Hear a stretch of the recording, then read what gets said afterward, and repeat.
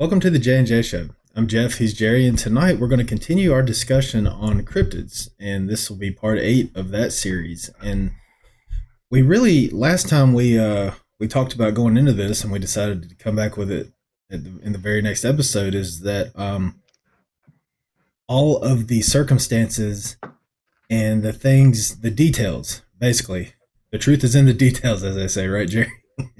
But the details that these people who write in from all over the world, all different kinds of cryptids, have, and they all have the same details. They experience the same feelings and the same circumstances surrounding these beings. So we wanted to go over that tonight, and I'm going to start in a bit of a broader detail with things that happen in just about every single encounter I hear and read.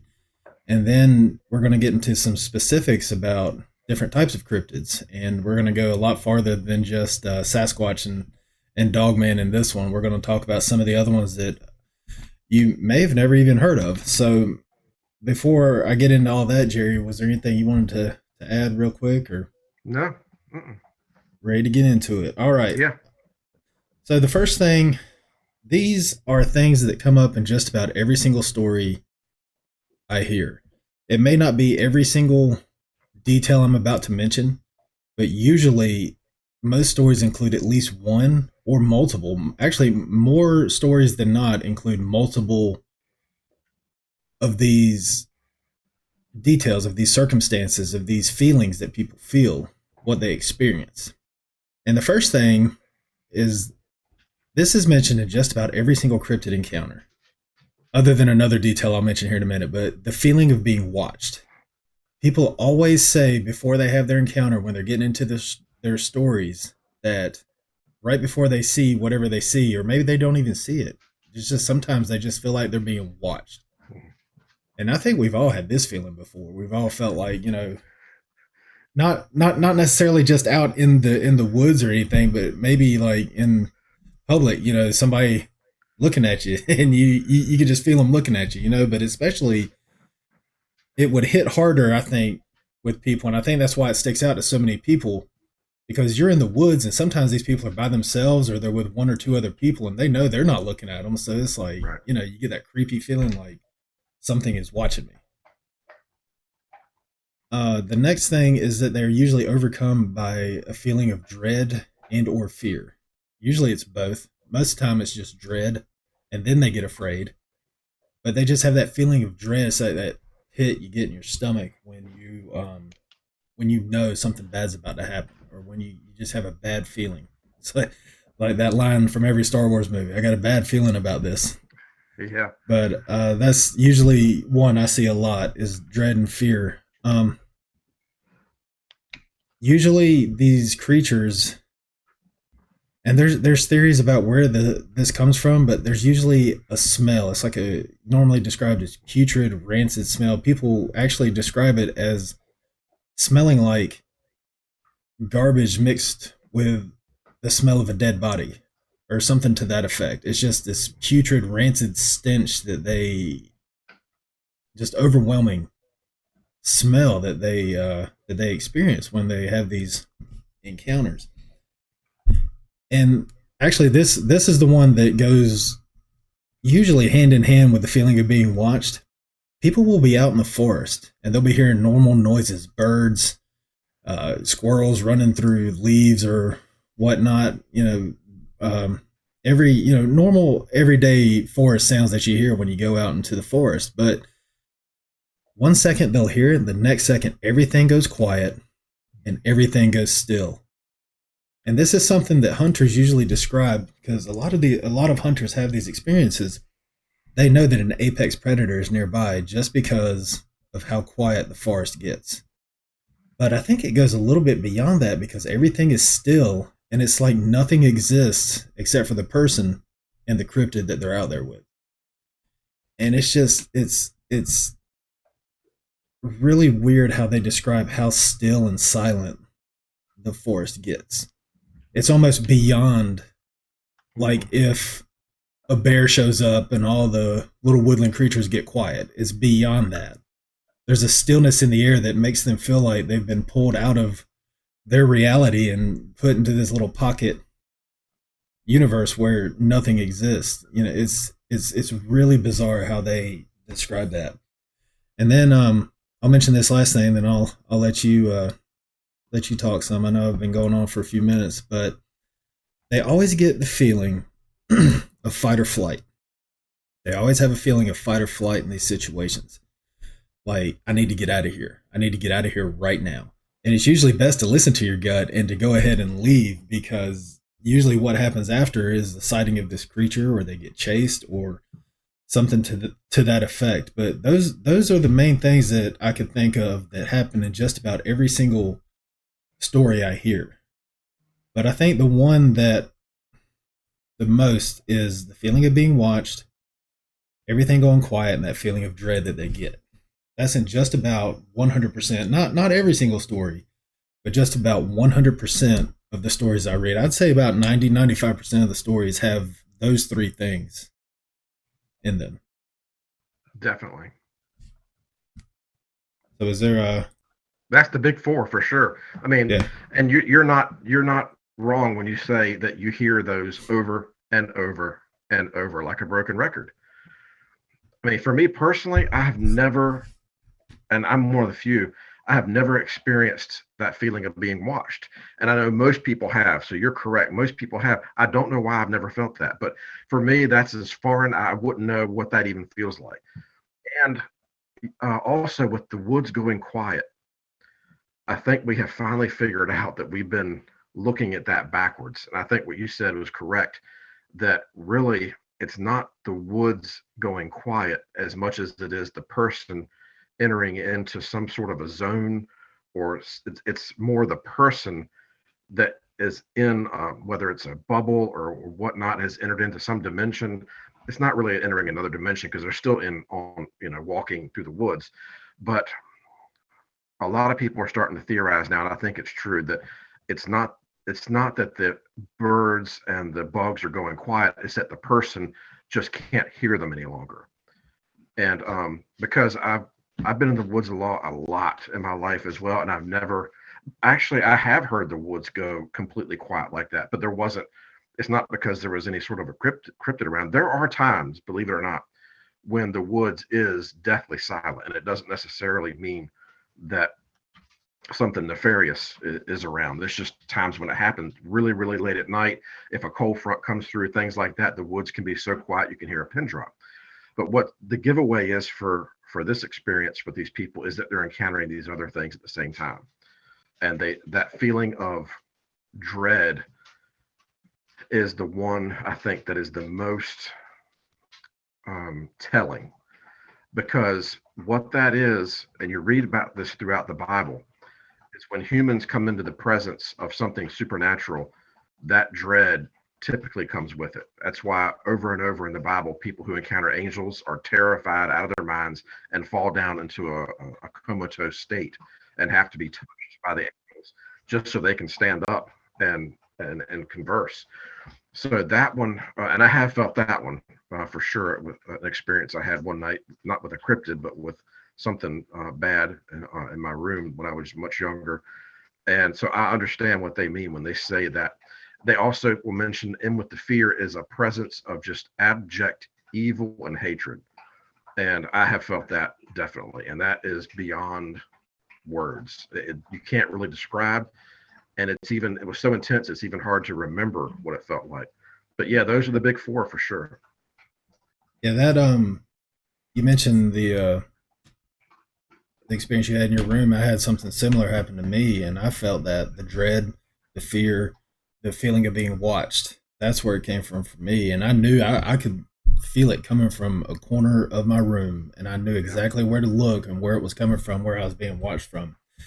And it was the same place every time it happened to me. And until I invoked the name of Jesus and uh, evicted that thing from my home, I rebuked it. It went from that spot, and I still remember the direction that it took off in as it left. So, and we have an episode where I talked about that. Yeah.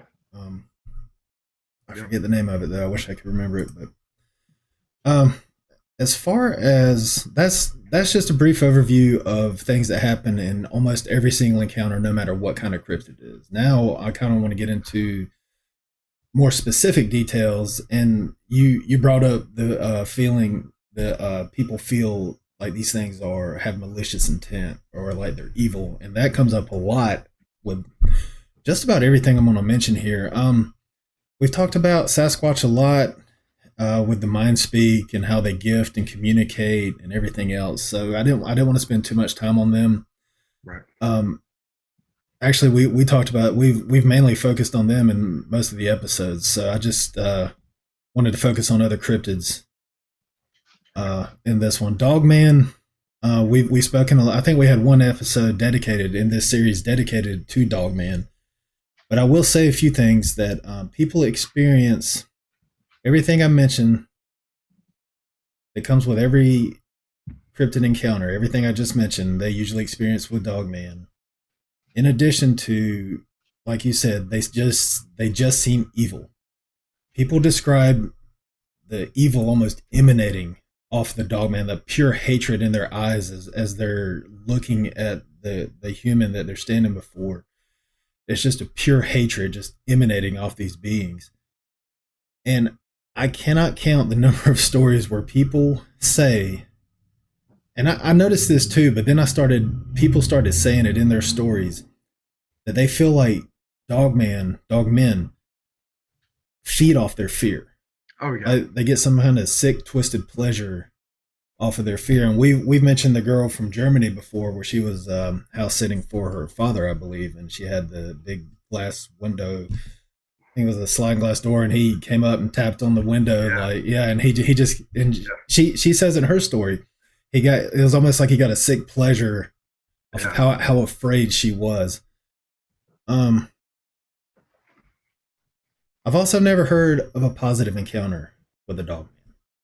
Now, there are people, I do see people in comment sections and stuff claiming that there are positive stories about Dogman, but I've never seen one. I'm just not buying it. With how evil people describe them and how malicious the intent is, I'm just not buying that. I'm not buying that there's positive stories. Now, there are positive stories with Sasquatch, but that's really the only one I've heard of positive encounters with. So, um, but that's it. That's it for Dogman that I wanted to mention. Like I said, we have a whole episode dedicated to him and how ridiculous that name is for that type of cryptid. Right. Most people actually describe him as a werewolf. It's like a Yeah. werewolf. Yeah, but Right. again, that brings the negative fictitious connotation with it. That so Wearing clothes and whatnot. right, yeah, the torn jean Yeah. shorts and Right. the Yeah. flannel vest and flannel sleeveless vests. But the first one I wanted to get into that we haven't talked about, we mentioned it a few times, but crawlers is what they're called. And they're described as being extremely thin and even emaciated at times. They're very tall, usually about 6.5 to 7 feet, or sometimes even taller. They're gray or whitish in appearance, meaning their skin is either described as gray or white. And sometimes people even say that it looks like they're glowing in the moonlight. It looks like their skin is like glowing because of the moonlight reflecting off of it. And they're also completely hairless. No hair at all on their bodies. They're usually said to have very vague facial features, like their noses aren't pronounced like ours are. They're kind of like flattened and they kind of blend in with the face. And they're said to have big, huge, black, deep set eyes. Sometimes they're even described as glowing, like Dogman. Dogman's eyes are sometimes described as glowing. But these creatures, that's the description. And people also get the feeling when they encounter these creatures that they're evil and that they want to do them harm. This is another one where they almost every single story they get this malicious intent from these creatures, just like with Dogman. And we've said it before on this channel that if these beings are part of the enemy team, which we do believe that they are, then of course they're going to be evil and have malicious intent. They want to hurt us. But there are also, I will mention that there are also crawler stories where they don't act aggressive. They don't act aggressive. If I could just talk right, if they don't act aggressive toward people, they just seem kind of curious with them. Like they'll just be watching them. Hmm. But at the same time, it's like, are they just scouting them out? Are they hunting? Are they stalking? And I'll get into that in a minute because that's a very interesting point about these crawlers, especially like to stalk people. But I'll talk about that in a second. The next thing I want to mention is that they're said to be able to mimic voices and sounds. I haven't heard many stories where they do this, but let's see. That's terrible. There is a story where someone thinks there are stories where people think it's a crawler and they hear a mimicry, but then other details in that story make me think it's something else. And there's I'm going to mention this too when I get to them, but everybody thinks everything's a skinwalker. Everybody describes everything as a skinwalker, and crawlers are usually either called a skinwalker or the rake. The rake is a fictitious I guess character you would say created by creepypasta on Reddit. Yeah. So the rake is not real, but the picture of the rake that you always probably everybody's probably seen it if you've looked into cryptids is very similar to how crawlers are described. So Mhm. I use it as a reference point for their appearance, but the rake is not real.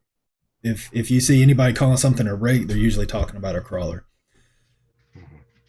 But they are said. I'm not saying they can't mimic, but I just haven't heard much of it. Now they do scream Hmm. wild Ugh. screams, if you can believe the videos, because I know a lot of these videos are bobcats, they're foxes that are screaming in the distance. But sometimes people are like, I heard this scream. I'm a hunter. I'm an inexperienced hunter. I've never heard anything scream like that. No bobcat or fox or anything. So there are inhuman screams that are usually associated with crawlers as well as some of the others. I think, and I already mentioned it, is the most disturbing thing about these crawlers is that they stalk people.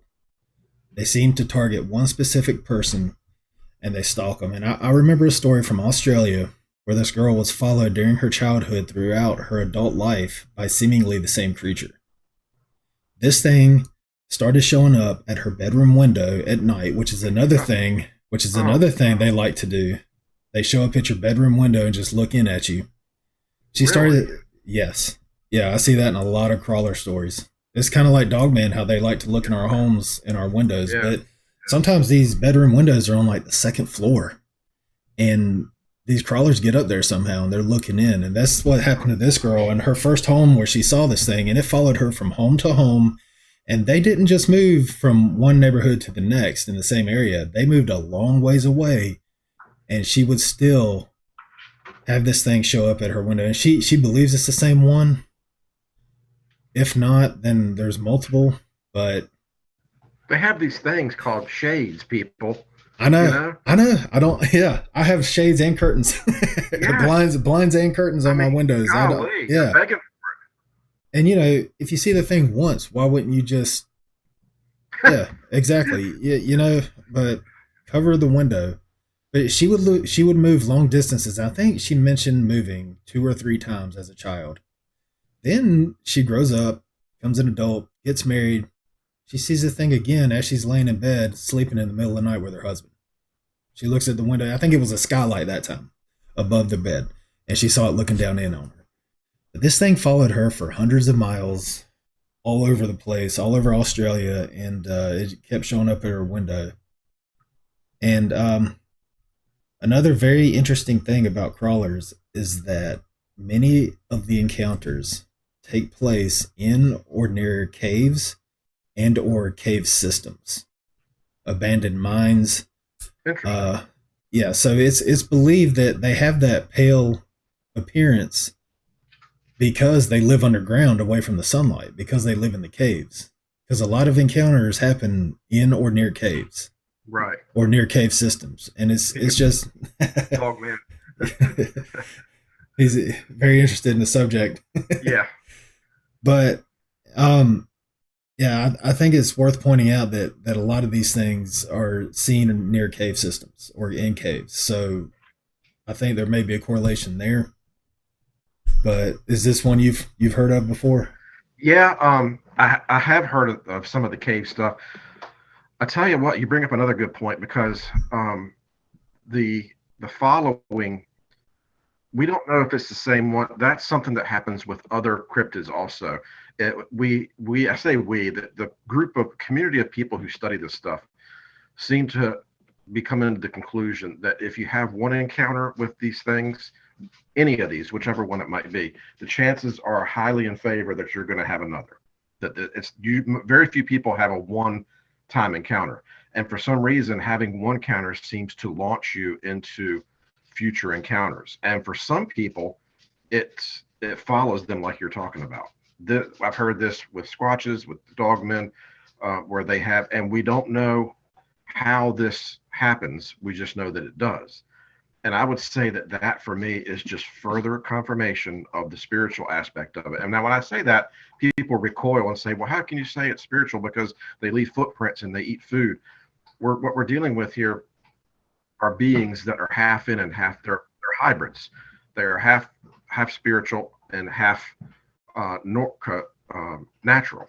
And so they very much. There was one guy, one account of the Dogman, one of the more famous accounts now, that took place in an old abandoned factory, and the guy, the witness who had no interest in any of this, actually said that at one point this being that he saw, its forearm actually, what's the term you use? It basically blanked out, almost like it went into another.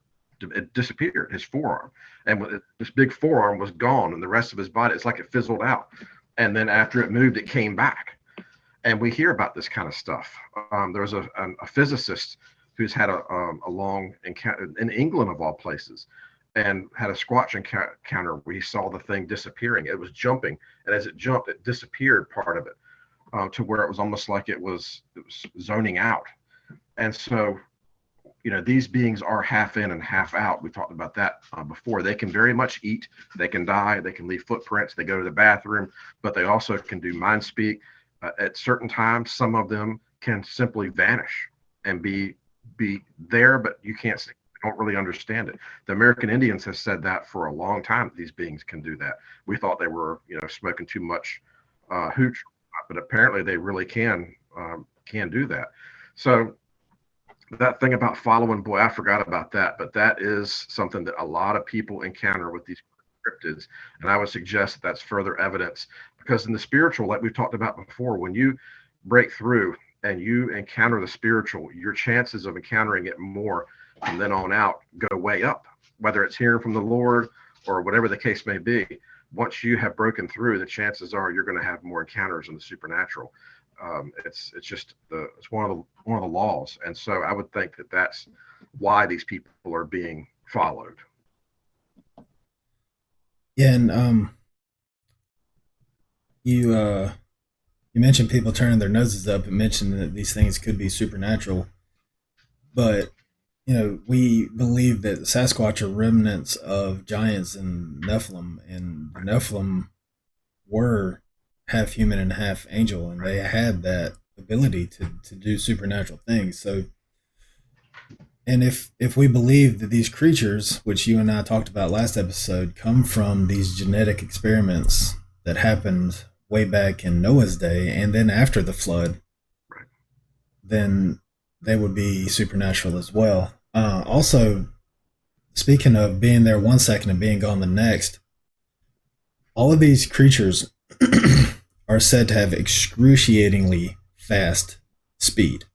They're Yeah. supposed to be very, very, very fast. I've heard Right. tales of Dogman covering 300, 400 yards in a matter of seconds. Yeah. I've heard that too. Crawlers, especially, that's one thing I forgot to put here in my notes. I'm glad you mentioned that, and it jogged my memory. But the speed in which the crawlers are said to move, very, very fast, faster than we can even comprehend, pretty much.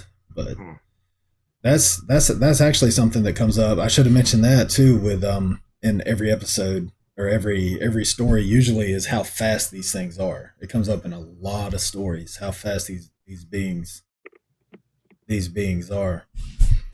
Um, the next one, unless you had anything else. No, just on cause. the only thing I can think, I don't know much about the crawlers, so this is good for me because I'm so freaked out by them that I really haven't studied them much because it's just beyond. I believe personally, my own theory. We know that squatches have human DNA on the mother's side. I believe the dogmen do as well because so many people talk about the dogmen, and even as nasty as they can appear, the witnesses say they have a cocky arrogance to them and a human expression.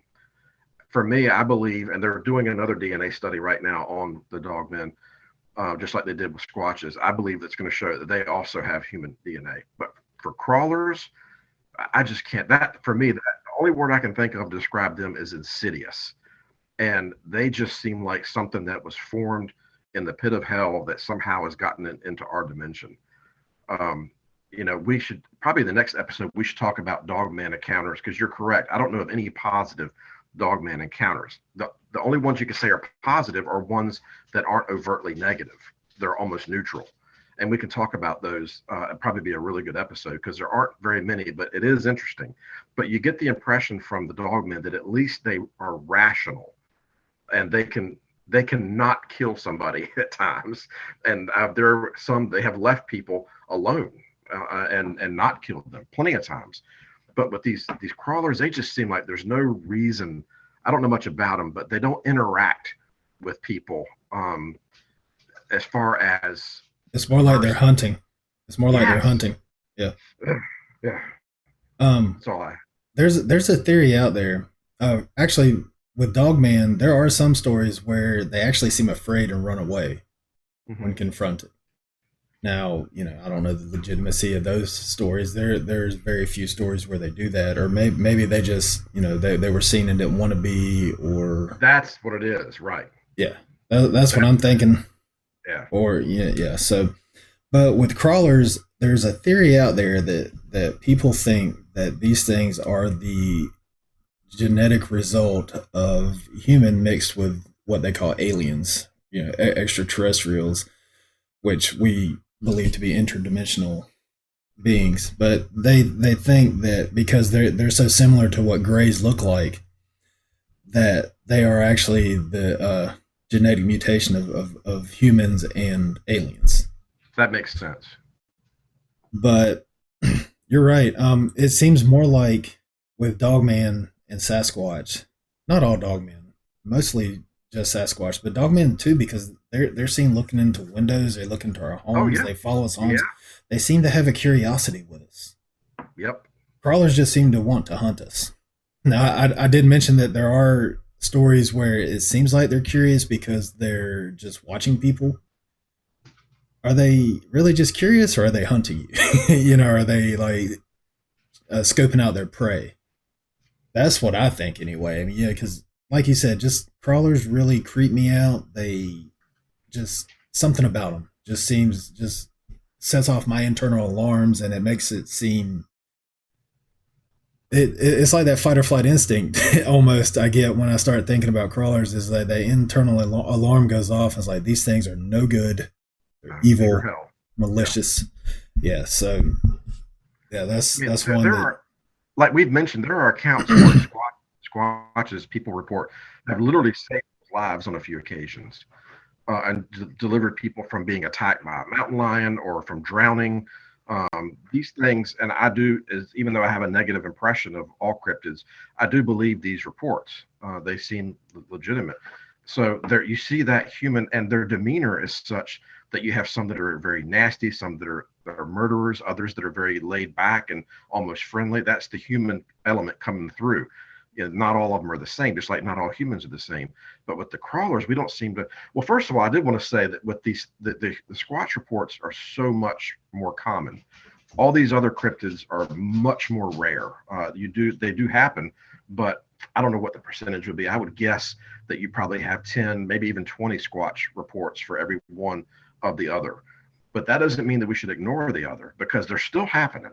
And I imagine they're underreported because people are thinking, so okay, I'm going to be. It's one thing to say I saw a large giant walking through the woods. Another thing to say, I saw this. So I imagine they're probably underreported. There are actually a lot more stories coming to light, kind of like the Dogman in recent years. I'd say the last like 10 or so years, Dogman stories have been on the rise. There are a lot more crawler stories out there than there were a few years ago when I first started down this rabbit hole.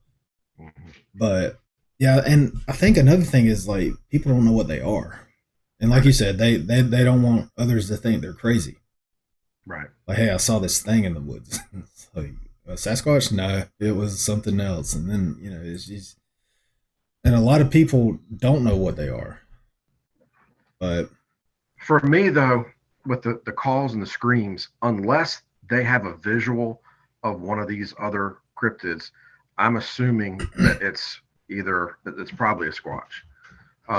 Because the squatches have proven they can do all kinds of vocals, and so unless you know, and the thing is, with I don't want to get onto it, but people say, well, other animals make noise, and they do, and trees. I was fishing yesterday, and the wind was blowing, and trees rubbing together can make horrible sounds that sound like some sort of a. I heard that yesterday. I've heard it many times while fishing, but you can tell when it's trees rubbing together, and when it's not. And some of these videos that you hear, it's the volume. One I heard just recently that I played for the fam to listen to, and it was you hear that volume, and okay, that is not a human. A human's voice does not echo through the woods like that. I didn't mean to get off on that, but I oh, need you're to fine. send I need to send that to you if I have it because it's an amazing Yeah, video. do it. Yeah, it's astonishing. It's like wow. Actually, send it to me. I'll put it in the Yeah, description for this episode. yeah, yeah. Um. Oh, speaking of the hunting and the stalking, there was one story where this hunter was looking through. He got a night vision scope. I think it was that same story. He was out hunting at night. He was looking through his scope and he saw a crawler and it was sniffing around, and then all of a sudden it just lifted its head up and it looked directly in his direction.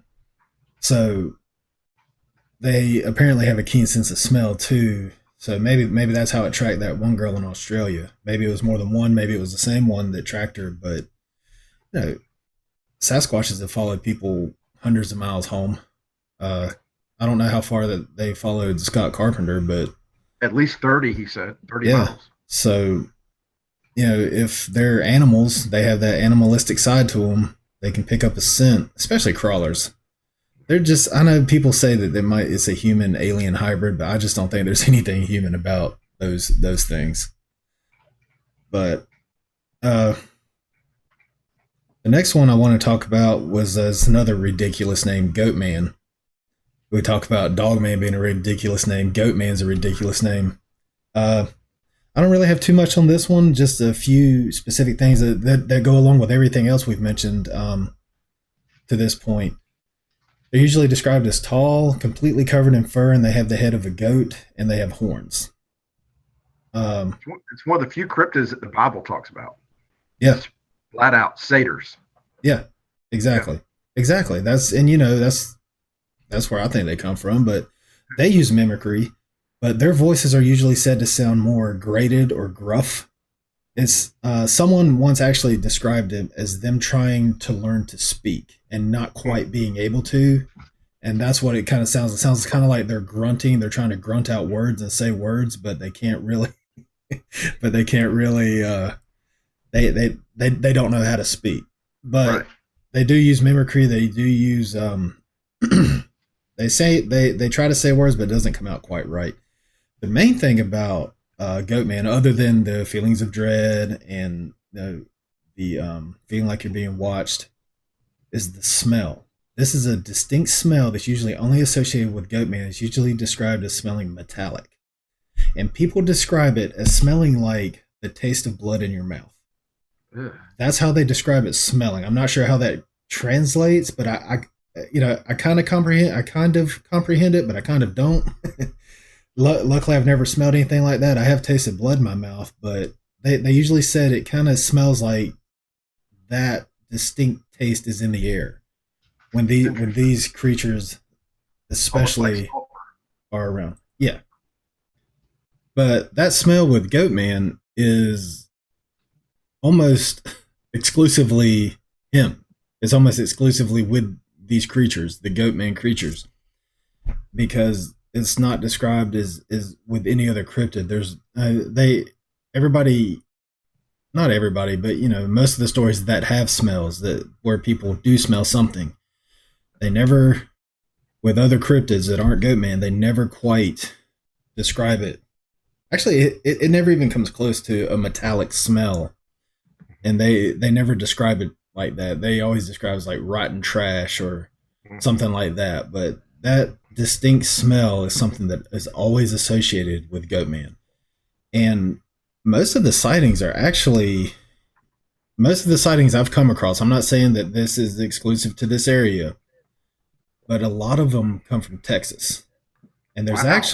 there's actually a bridge called Old Alton Bridge in Denton County, Texas, that is known as Goatman Bridge because of all the encounters that have happened Whoa. there. And it's not just Goatman encounters with this bridge. It's like supernatural stuff too, with like Right. ghosts and spirits and stuff. But Hmm. apparently, there's a Goatman that patrols the area, and you can go out there late at night. And people have posted their stories online about doing just that. And there's another thing. That's pretty much all I had for Goatman. It's one that I know I don't know too much about. I mean, obviously the things I mentioned before, the feelings of dread, like you're feeling watched.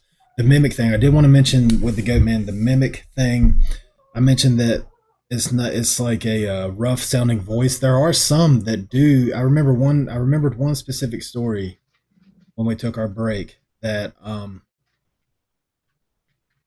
Goatman. There was a Goatman story where the Goatman mimicked the girl's boyfriend's voice perfectly, and she actually took off into the woods following her boyfriend's voice.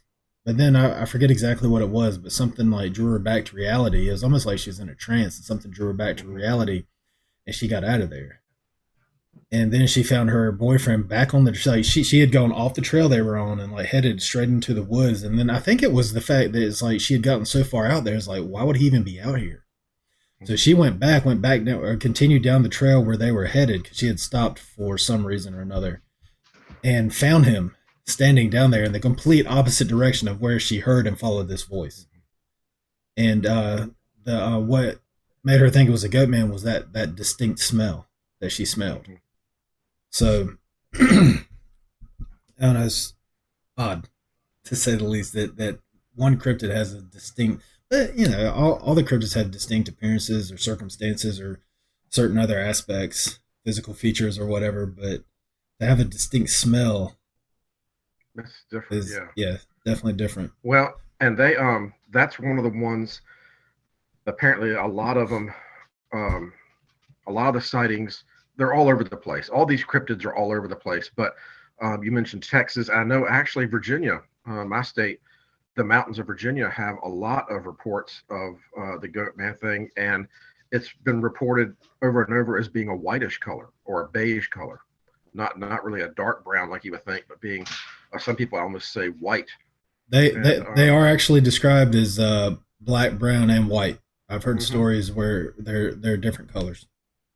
So that's amazing that that applies also to squatches and dogmen, and the fact, like you said, that they all seem to mimic, and they all seem to be able to go on two legs or on four.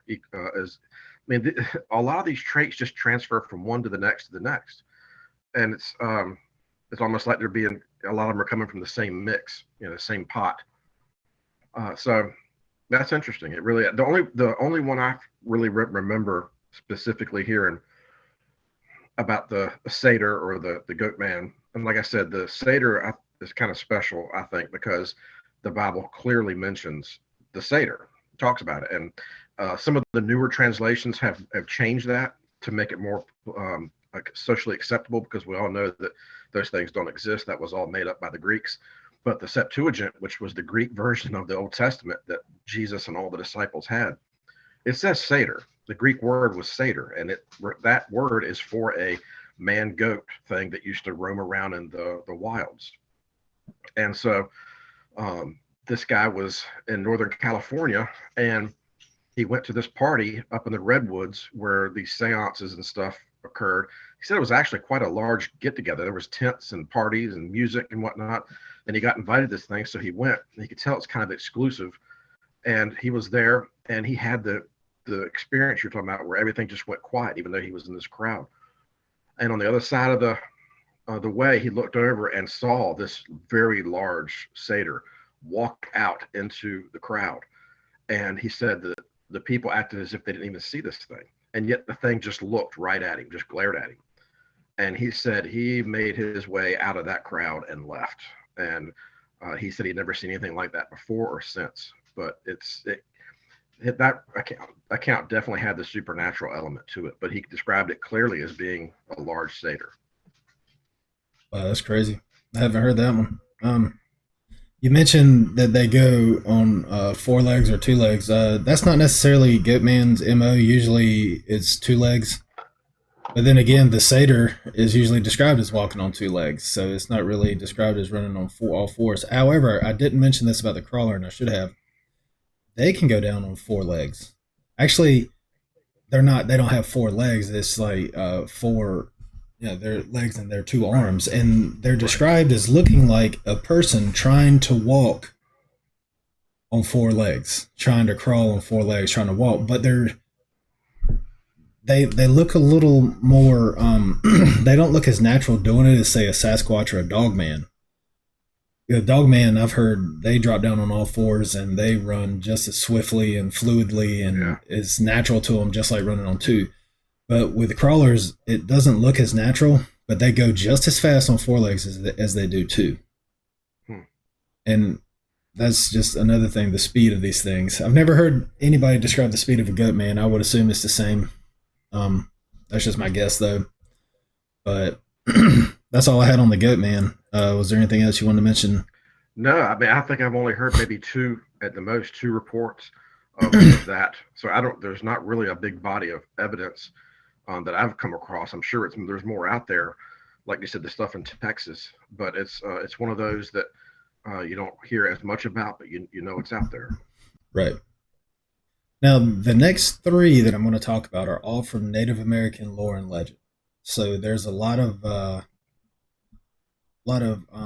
origins to where they believe these things come from. And the first one I want to talk about is the Skinwalker. This one is from the Navajo culture, and the Skinwalker, but in Navajo is pronounced, and I'm pretty sure I'm going to butcher this, Ye Naald Lushi is a type of harmful witch who has the ability to turn into, possess, or disguise themselves as an animal. Ye Naald Dushi, I'm Naald Lushi. My apologies to any Navajo who may be listening. Ye Naald Lushi translates to by means of it, it goes on all fours. So it translates into it goes on all fours. Um, they're usually said to be shamans who practice dark arts to become a skinwalker. Everything points to it, and it is usually outright called witchcraft that leads to these shamans being able to gain the supernatural ability to change into animals. Um, Not a lot is known by non Navajo people about the exact steps that have to be taken to become a skinwalker because Navajo people do not talk about it. You go on a reservation or you're in a group full of Native Americans, not just Navajo, but Native Americans, and you mention skinwalkers, they all shut up in a second. They cannot get quiet. And usually, actually, they usually become kind of forceful with the people. It's like, don't talk about that. We don't talk about that. So, and that goes along with them not wanting to discuss it with non-Navajo people. They kind of want to keep their culture and their stories to themselves, so they lore and legend to themselves. So they don't really want to discuss it with outsiders because of how movies and media and stuff, they take something and they start trying to change it. So I think there is kind of a safeguarding type of thing with them. Sure. Plus, the belief is that if you talk about skinwalkers, you'll attract them. Right. Um, However, I will say that one step that I have seen in some stories does involve the I probably shouldn't say this word on YouTube, the offing of someone, the taking of someone's life. Um, I've heard that's a step. I don't know how true that is, but that's just, based on the stories I've heard, that's something that I've seen. So, there's not good people out there trying to become skinwalkers. It's not something people do for fun. It's something that, dark arts, witchcraft, that involves murder. So, you know, not really something that is to be taken lightheartedly. They also can mimic. They're also expert mimics. However, it's usually the same sound over and over, and it's always described as sounding mechanical, like a recording, but it's mechanical, like it's being played on a loop, and it starts and then it just cuts off and starts over. It's got that mechanical quality to it.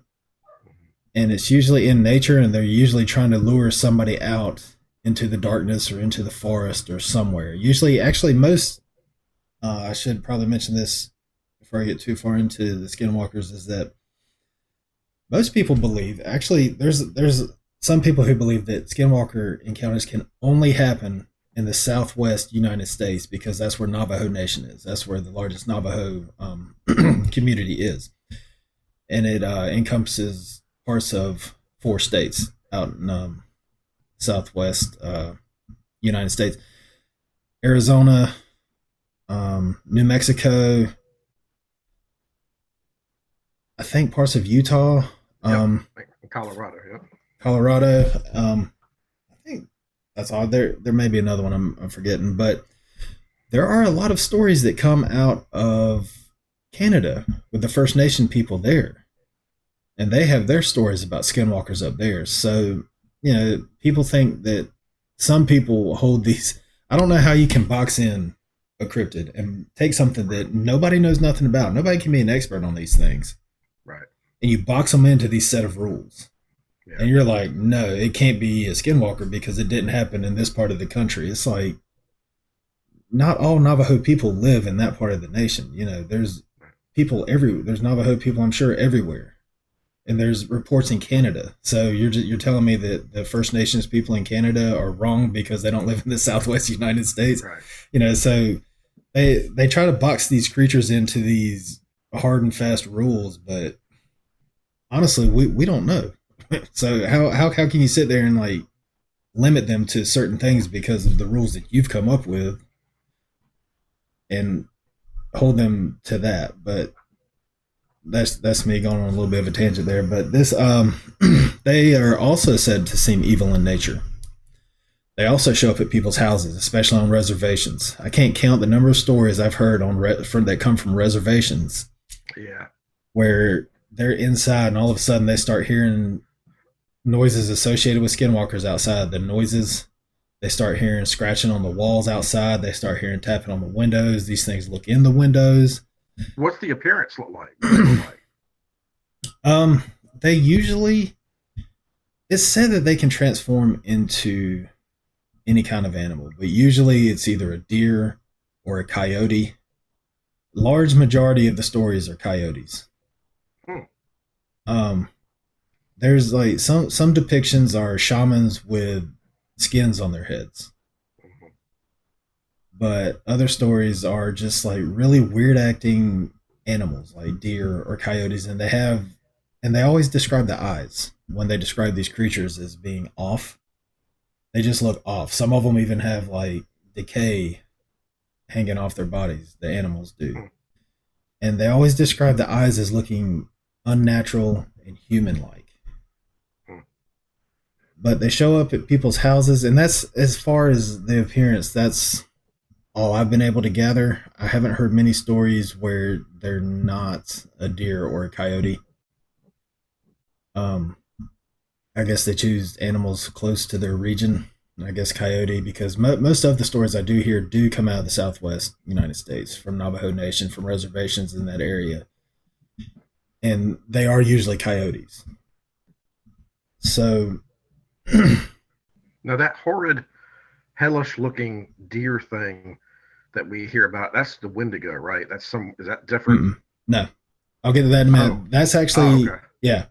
Wendigos do not have horns or skull faces. That's actually okay, another cryptid altogether called a uh, Wichuge, which is also, okay, and I'll get to those two in a minute because they are both Native American lore and legend as well. huh? So there's not really one description that you can put a skinwalker to or Hmm. to a skinwalker. And I think that's why a lot of people, and this is another thing I want to mention, no, not everything is a skinwalker. Right. It's become the social norm or the norm for people online to call everything weird they see, every cryptid, every weird occurrence a skinwalker. A lot of people believe skinwalkers and Wendigo are the same thing. They are absolutely not the same thing. They're similar, but they're not the same thing. And people call crawlers skinwalkers all the time. I mentioned that earlier when we were talking about crawlers. They call crawlers skinwalkers. They're not. Uh, it's just 5 seconds of research, and you know that it's a Native American Navajo shaman that becomes uses witchcraft and dark arts to become a shapeshifter. Pretty Huh. much what they are. They're shapeshifter. Yeah. Um, I think that's all I have. Well, mentioning of shapeshifter, there's one that I recently discovered. Excuse me. It's called a Nawal. It's Nahual, Nawal, and it's essentially, from what I was told, a Mexican skinwalker. Hmm. And they are normally said to transform into coyotes. And I've come across two stories online that just about the Nawal, and I thought at first it was a Dogman, but apparently there's a shapeshifter that people say is essentially a Mexican skinwalker. It's called the Nawal, so it's very similar to Skinwalker. Interesting. Actually, there are some that do seem like tricksters. They like to play tricks on people, Hmm. like show up at their house and play tricks on people. But I don't know. Given that most of them are described as like witches, dark arts, shamans who use and I'm fully under the belief that when I say this stuff is that they're making deals with the devil to be able to do some of these things, these supernatural Oh, things. sure. Yeah. So I think they're evil. The stories where they seem to be tricksters, I think it might be just a ploy, just to fool people. Um, they usually pick a target, just like with crawlers. Like I mentioned earlier, they pick a target and they go after this person until they get them. Have you heard of any of these reports in other parts of the world? Not really. Huh. Like I said, I've just seen a few recently from Mexico called the Yeah. Nawal, Southwest United States, Texas. There's been some in Texas, like more the northwest Mhm. of Texas, near Arizona, near those states, near New Mexico, Canada, First Nation people there. I forget what provinces in Canada, but they're said to be up there too. Mhm. Um, but yeah, like I said, they given that people say they have evil intent and how Native American people are so afraid that they won't even say skinwalker because they're afraid they're going to attract one Right. is just makes me think that no, they're evil. So that's pretty much the extent of my knowledge on those. Do Mhm. you have any other questions or anything? No. Mm-mm. Any comments? Mm-mm. Okay, Not on so that. I'm all ears. so the next one, and a lot of people try to say that skinwalkers and Wendigo aren't cryptids because they're actually like people who transform into these things, but they're kind of lumped in there together. So Mhm. Wendigo is the next one I want to talk about. And the first thing I had mentioned here is that they do not have antlers or skulls for faces. That is called a Wichuge, and that is something completely different, which I'll get to in a minute. The Wendigo is from the Algonquin lore and legend, and is said to be an evil spirit that possesses a person, changing them into a cannibalistic monster. All right, so they are very similar in appearance to crawlers, but with a few notable differences. They're humanoid in appearance. They have gray or white skin, usually depicted as gray or white skin, very pale, completely hairless, extremely emaciated. And that's the thing, that's one thing that sets them apart from a crawler, because crawlers aren't always described like that. but Wendigo are always extremely emaciated. They're just, it looks like their skin is just very tightly wrapped around their bones. Hmm. Uh, they're supposed to have hearts made out of ice, which is why they only come out during the winter and in the cold, and it makes them very susceptible to fire. Fire is supposedly their weakness because of their icy hearts. Um, Again, they do not have antlers or skulls for faces. Actually, I missed a point. They have sharp, very sharp, and I can't remember. I think like the mouth is usually said to be like stretched, and Yeah, I have heard that. they have very very sharp fang-like teeth. Not just like incisors like a dog, but all of their teeth are like very like razor sharp, fang sharp Hmm. teeth, and yeah, their mouth's usually said to be stretched. That's another thing that sets them apart from crawlers is the mouth and the teeth. Um, they do, even though they don't have skull for faces. There are times where it's said that they do wear skulls like a mask when they're hunting. They don't necessarily always have antlers, but sometimes they do. But usually it's a skull mask like thing they have on their faces when they're hunting. And this is all from lore and legend that I'm talking about here. Um, One thing about Wendigo, usually there's two things that go along with a Wendigo encounter: the absolute complete silence. I'll say three. Absolute complete. The two things that come up the most are the absolute complete silence in a forest and whistling. Hmm. People hear strange whistling off in the distance. Another thing, the third thing, is that feeling of dread. But the two main things is everything goes completely silent, and then you start hearing the whistling. It's usually a single note. Usually, sometimes it's very short, sometimes it's drawn out, but there's always some kind of whistling involved with Wendigo. Usually, not 100% of the stories, but most of them have that, and they're trying to lure people into the woods. And it's often said that the closer they sound, the farther away they are, and the farther they sound, the closer they are. Hmm. So if that whistling sounds like it's really close, they're farther away, and if it sounds like it's farther away, they're really close. They are also expert mimics. Expert mimics. People have had love, and I've seen this in more than one story. People have had the person standing right beside them, and they hear that person's voice off in the woods. Hmm. And it's like calling out for help. Usually they're calling out for help in somebody's voice. Somebody's like, people have heard their grandmother's voice. They're hundreds of miles away across the country from their grandmother. They hear their grandmother's voice out in the woods calling for help. Right. They hear a baby crying. That's another big one that go along with Wendigo. It sounds like a baby crying out in the woods.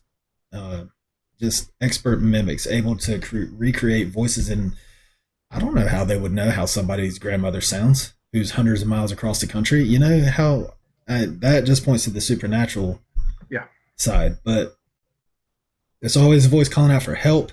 Sometimes it's a child. Sometimes it's a woman just screaming bloody murder, yelling for help. Other times it's a baby crying. Sometimes you hear someone's voice from your life. Some people have heard their own voice calling out to like their dog or something. Right. And they hear their own voice coming from the woods. So these creatures are expert mimics. And usually it's said that they come out in the winter. So most of these encounters happen in the snow. They happen in the northern United States, all along from New York all the way over to uh, Minnesota, Wisconsin. I forget which one's farther west, but just along in Canada. They happen in Canada a lot. Right. There's a lot of stuff from Canada about these things because it's so cold up there and snowy. I don't. The more I look into this, like when I first started reading about this particular one, I wanted to say the same thing about it, like I did with Skinwalkers. Like you can't just box them into one hard and fast rules. But the more I look into this, the more that it does happen in winter. But the eeriest thing about this to me is the whistling and the being able to mimic someone's voice perfectly. It's like some Thank one. thank goodness for global warming, huh? I know, right? Yeah, that made the Wendigos go extinct real quick. I remember one specific voice or one specific story where this girl said that she heard her boyfriend's voice so perfectly, had he not been standing right beside her, she would have gone into the woods to see what was going on and to help him because he was calling out for help. That's how expertly and perfectly they can mimic a voice. It's crazy to think about hearing someone's voice that you know, like a voice that you know, come from farther into the woods yelling for help. Well, these beings are all higher up on the pyramid, no pun intended, the demonic pyramid from some of the more normal, the more traditional cryptids. Clearly, these beings are far more insidious, and we don't know what. The more you get into witchcraft, and it's just nothing but evil. So these things, it's just a whole nother league. These guys are major leaguers when it comes to evil, whereas the other cryptids are more like, little league. I mean, they certainly have evil and whatnot, but these things just defy. It's just amazing. Yeah, and the main difference between Wendigo and Skinwalkers is shamans try to become Skinwalkers. So Hmm. to me, they're making a deal with the devil in some way, shape, or form, dark arts and witchcraft to become these things. I know we're probably going to catch some slack for talking about witchcraft because now it's become this fun thing that people do and it's not harmful and it's, casting spells to make plants grow and protection and stuff like that. But it all stems from the occult. It all stems, whatever you want to try to make it out to be today, is some fun activity. Vanessa Hudgens, the actress, made a movie about her pilgrimage to Salem and trying to glorify witchcraft and actively trying to recruit people to witchcraft, trying to make it out to be this fun group event that you can get together and do. It's not. It all stems from the occult. I don't care what you want to try to make it as like this natural communing with Mother Earth Right. mess that they've tried to make it out to be, but it's all evil. It all stems from the occult. If you look up witches and witchcraft, the very first thing it says is that it stems from the occult. That's one of the very first things it says. They've had the wool pulled over their eyes. But with Wendigo, sorry, another little tangent there, but with Good. Wendigo, it's not somebody trying to become one. It's like, there's something else that I forgot to write that I just remembered that I'll talk about here in a second. It's like an evil spirit trying to possess you. So possession is a big part of it. Right. And you become this cannibalistic monster who hunts and preys on people. Another thing, and this comes up, I know it's happened with Dogman. It happens a lot with Skinwalkers, and it especially happens with Wendigo. People have dreams about these things sometimes before they see one physically in person. They'll start having dreams, and it's almost like it's stalking them. It's almost like, and I've heard people say in comments that it's almost like them trying to prepare that person to be possessed and taken over. They'll have dreams about these things, and then they'll see one. Or they see one, and even if they travel halfway across the country, they still have dreams about it. And that happens with skinwalkers. This one guy, I remember, he was just driving through Arizona. They encountered a skinwalker, or what they believed to be one, and he started having dreams about one when Yeah. he went home halfway across the country. Yep. And it was almost like this thing was calling out to him, and it was like it had chosen him as its prey. So that's another huge thing that go along with both skinwalkers and Wendigo. I'm not sure about Wachiga, which I'll talk about here in a second, but Wendigo especially, they seem to be able to manipulate our dreams. And I've experienced that firsthand with an evil entity.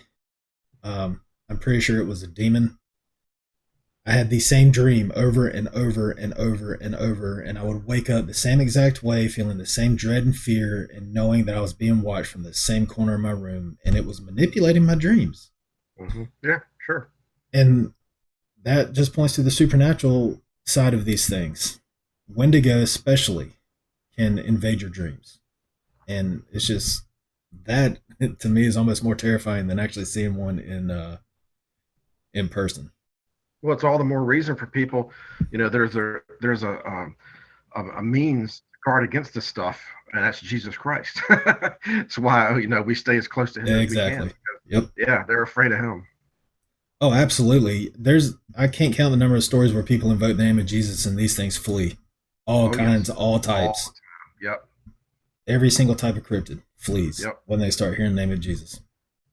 The next one is the Wachuge, which is what people think is a Wendigo. There was a movie called Antlers that Hollywood made about a Wendigo, and instead of going with the lore accurate description of wait, have you seen it? Is that why you're No, laughing? no, it's just a funny name.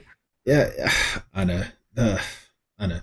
Um, Instead of going with the lore accurate description of a Wendigo, they gave it horns or antlers and a skull like face, which is actually associated with the Wichuge, which is a man eating creature or evil spirit appearing in the legends of the Athabascan people. And they are said to be born from the cursed souls of humans who have engaged in severe cultural taboos and become, quote, too strong, allowing ancient spirits of giant animals to possess them and transform them into large monsters that hunt for human flesh. Now, there are people called the Dane Za, Dane hyphen Zaa, if I'm saying that correctly, Dane Za. In that mythology, it said the Wuchuge is said to be a person who has been possessed or overwhelmed by the excuse me, by the power of one of the ancient giant spirit animals related to becoming, quote, too strong. These giant animals were crafty, intelligent, powerful, and somehow retained their power despite being transformed into normal sized animals of present day. What So, region mostly? uh, it's funny when I looked it up, it said Pacific Northwest. Okay. But I've heard of them up there. I've heard of them in cold, wintry places, Canada, northern United States. Okay. So Same. yeah, same Okay. same general area. It's very similar to a Wendigo, but it's not a Wendigo. Right. It's something completely different. Because a Wendigo is possessed by an evil spirit. These are said to be people possessed by spirit, or was it ancient spirits of giant animals? Right. Because they believe that there were ancient giant spirit animals who were too strong. They were bigger than normal, but they retained all their abilities, even though they were normal size and they possessed people. It didn't say what kinds of taboo that they engaged in. It Mhm. says severe cultural taboos. Maybe it's kind of similar to Skinwalkers, dark arts, witchcraft, something like that.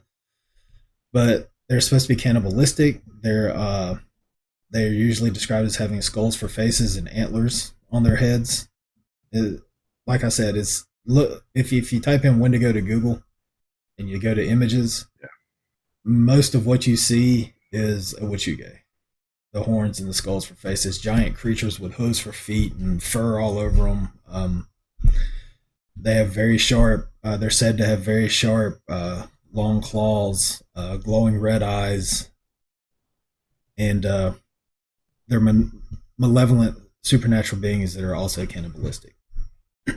And I don't know as much about. I don't have as much because everybody tries to pass. Well, they don't know any better. They try to say it's a Wendigo, so it's always posted under Wendigo stories. So I'll be reading Wendigo stories, and then they say antlers and skull for a face. I'm like, that's not a Wendigo. So Wachuge. That's pretty much all I could find on that one. It's one of those that's still kind of new to me, but at the same time, I'm starting to piece it together by reading supposed Wendigo stories, and it actually turns out to be that. So, um, one thing I did want to mention about the Native American mythology, which is where these creatures come from, or what describes their origins, or actually any mythology, Greek mythology, uh, Egyptian, the hieroglyphics and stuff, the stories that they have, it all has to be based on something. And who's to say that before Europeans arrived in North America, that the Native Americans didn't already see or have interactions with all these types of cryptids. There's actually stories. I think we've talked about it a little bit, haven't we? Where people were selling up. I want to say the Mississippi, but I'm not sure It that's the was. river. Yeah, and they It saw was. natives with these creatures, right? Or it Yeah, was yeah. I mean, you're right. When we think about who was running the show in North America prior to Europeans, it basically were the giants. And they ran these civilizations, and the giants at that time were experts in witchcraft and the supernatural and dark arts. That's what they did. That was their thing, and so they were running these societies until at some point they weren't. And it seems to be right around the age of exploration and settlement when the gospel got to North America. These beings seem to have receded into the woods and become hair-covered giants. And but the mounds they had supervised are still all over the Midwest, and a lot of the ziggurats and what they'd had created are still there. So yeah, that's and pretty much just like with the angels of old, who's to say they didn't teach the Native Americans these dark arts to become skinwalkers? They didn't. I'm sure they did. Yep. The spirits and demons are said to be the spirits of giants. So who's to Right. say that's not what possesses people and makes them Wendigo or Wachuge? But for me, it all has to be based on something. And I know stories are changed and passed down from generation to generation. Details get added, details get taken away. Yeah. They get Right. exaggerated, they get embellished. Definitely. But who's to say that the original stories weren't based on fact and they weren't Right. based on truth? It's got to come from somewhere. So, you know, just for, hey, I think I'll make up something and then it just catches on and becomes legend and lore, especially with Native American people, as seriously as they take their traditions and they Right. take their legends and lore. You know, to me, it's got to be based on something. All right. And then we had three that these are still relatively new to me that I've heard about a couple of them before, but I never really did any research into them until I started seeing some more stories pop up about them. And the first one is Thunderbirds, and this is one I've heard of quite a few times before actually doing the research about it and figuring out what exactly it was and where it came from. It's actually another one that comes from Native American lore, and Yes. I know we've spoken briefly about, you know, what was here before Europeans came over and what the Native Americans saw and how they interacted with these beings. And this is another one that, you know, it depicts enormous birds of prey. They're usually said to look like anything from condors to vultures to even pterodactyls. Hmm. Legends say that they're so powerful that when they flap their wings, they create thunder, which is where their name comes from, and that lightning flashes from their eyes. Excuse me. And it's they're used to explain things like where rain comes from, and you know the rain falls off their backs, and you know how Native American lore and stories Yeah. are.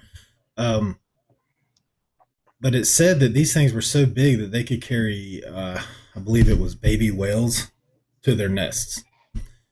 And in a number of stories that I've heard that have taken place recently, they're described as looking like pterodactyls, which that really caught my attention about these and made me want to learn more because, you know, there's you see videos online and you see little clips and you can tell which ones are obviously fake, but there's some where there's obvious pterodactyls flying in the distance that look, I'm not saying they're real, but they look compelling enough that it caught my attention, and I watched it a couple of times. But yeah, who knows? Most of them are described as not having any feathers.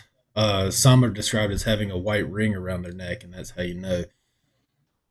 I saw a comment on a YouTube video recently that said perhaps they're California condors or any other number of large birds that get that big. And they very well could be. That could be what the Native Americans saw, a huge condor flying around in the sky, and that's where the legend came from. But there Just like with the Sasquatch, and we all know how that turned out. They're said to only be seen in the Pacific Northwest. So Mm. that's how Sasquatch started out too, and then he branched out to all over the world. So, but the sightings are typically anywhere from ranging from all the way up to Alaska, through Canada, down through the U.S. and into South America. So this one was usually just on the West Coast. I think I've heard a couple of stories from like the Midwest. I haven't really heard as many from the East Coast as I have with some of the other cryptids, but this is one that I don't know a whole lot about. Just that they're giant birds. Some of them can seem aggressive. Some of them don't even seem to notice that the people are there. And actually, one story I saw where they, excuse me, sorry, the people who saw them as a couple, they thought that it looked like that they were hunting for their next meal, and they did seem to notice the people there, and they felt that feeling of dread that we talked about, that they need to get out of there immediately. So, um, that's really all I know about the Thunderbirds. Um, was there anything else you wanted to add, or questions or Yeah, anything? that's that's one of my. I think that's really one of the most interesting of them. It seems as if ground zero for these reports is New Guinea. For whatever reason, New Guinea and the Solomon Islands seem to have more reports than anywhere else. Going back to World War II, there are accounts of U.S. airmen. One guy had crashed on New Guinea and was having to climb a mountain to get up to where he could try and signal either planes or vessels, ships, to try to get his rescue. And as he hand over foot, hand over hand up this cliff, he reported that as he got to the top of one of these ledges, he looked up and there was one of these things just sitting there that took off into the sky and flew out. And he said he couldn't believe his eyes. He said this thing was straight from the prehistoric era. Now, since then, there have been a lot of people who have gone to New Guinea looking just for these things, and they claim to have gotten very good video footage of it. But one of the interesting things about these beings are they seem to be mostly nocturnal, and they're what's the term? Biofluorescent. That doesn't seem quite right. They glow. They have the ability, like almost like lightning bugs or fireflies, to actually light up some at nighttime. And these people have gotten video of these things at night, and it's very interesting. And they've gone back several times. They think that the Indians called them thunderbirds because they would probably, when storms would come, would try to get up higher than the storm clouds. And of course, you could still see them up there. And with the thunder and lightning coming, and you see in these birds, the Indians would have thought that, okay, these birds are causing this to come upon us or to come for us. We just don't know 100%. But what's interesting is that some of the accounts that I came across by accident, I didn't go looking for them, of all places, there are several along the Delaware River in New Jersey and in Delaware. And it's usually, again, what's interesting is people at nighttime fishing, reporting these things. Now, that's a very populated area. You would think there wouldn't be anything like that. But it was very good accounts, very, detailed eyewitness accounts. And there have been some recently that were very, had multiple eyewitnesses. And I want to say, trying to think if they were like in Idaho or Oregon, somewhere out west, like you said, the Pacific Northwest, but they were daytime sightings, and it was fairly close. So we really don't know what to make of this. It seems that these beings, basically it boils down to, if the dinosaurs are not as ancient as the scientists and the evolutionists say, and there's good reason, we could probably do a episode on that sometime, about some of the things that really point to the fact that dinosaurs were much, much more recent than we think. And if that's the case, then it shouldn't be shocking that some of these things, I was watching one the other day. It was woolly mammoth reports, people who claim to have seen woolly mammoths in the remote parts of the north. And people admit that they didn't die out on that one island until, guess it was the time of Jesus or whatnot, that the scientists they say. So it's easy to get sidetracked down that road, and we really don't. The Earth's bigger than we think, but a mammoth is a pretty big animal. You would think that would be something, but I mean, how much time do helicopters spend flying over the remote vastness of Siberia? I mean, it's not exactly an area. If you look at the map, Siberia is massive, massive. There could easily be something, but I don't know. I mean, it's. I try not to say never, but I also don't go chasing windmills either and insisting, oh, these things must be out there, because with the mammoths, I don't want to get off on that. There's not as many good reports as there are with the firebirds and the pterodactyls and whatnot. Right. I've actually heard that about. Heard a couple of mammoth sightings too, but it's just one of those things where it's like, I don't know. Maybe, I mean, I didn't think Sasquatch existed. Now there's evidence everywhere that maybe he does. Or actually, there's evidence that he does. The problem with the mammoth ones is that a lot of them are from the 19th century and early 20th century. I don't know of any. There may be some, but I don't know of any mammoth reports that are recent. They're all from that early age of exploration out into Alaska and the Northwest Territories, Siberia, and most of them stem from post-Civil War to pre-World War One. Seems like.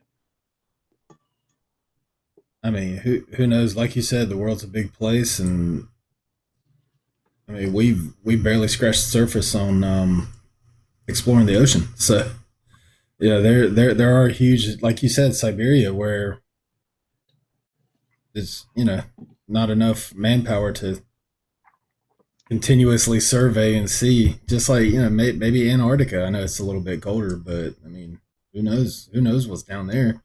That's basically not explored. Not an ice wall for sure, but maybe some kinds of animals or something.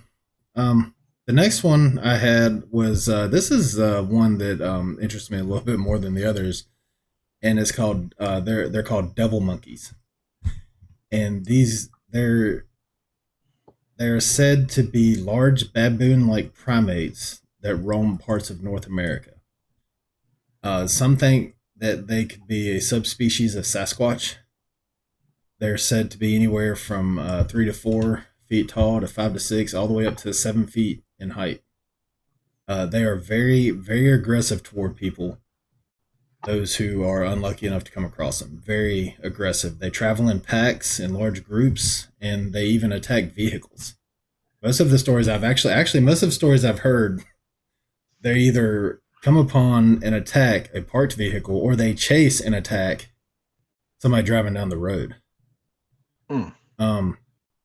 Another interesting thing about this particular cryptid is that they are reported in areas where there are no known primates from that area. I mean, right. How many wild baboons do we have running around in North America?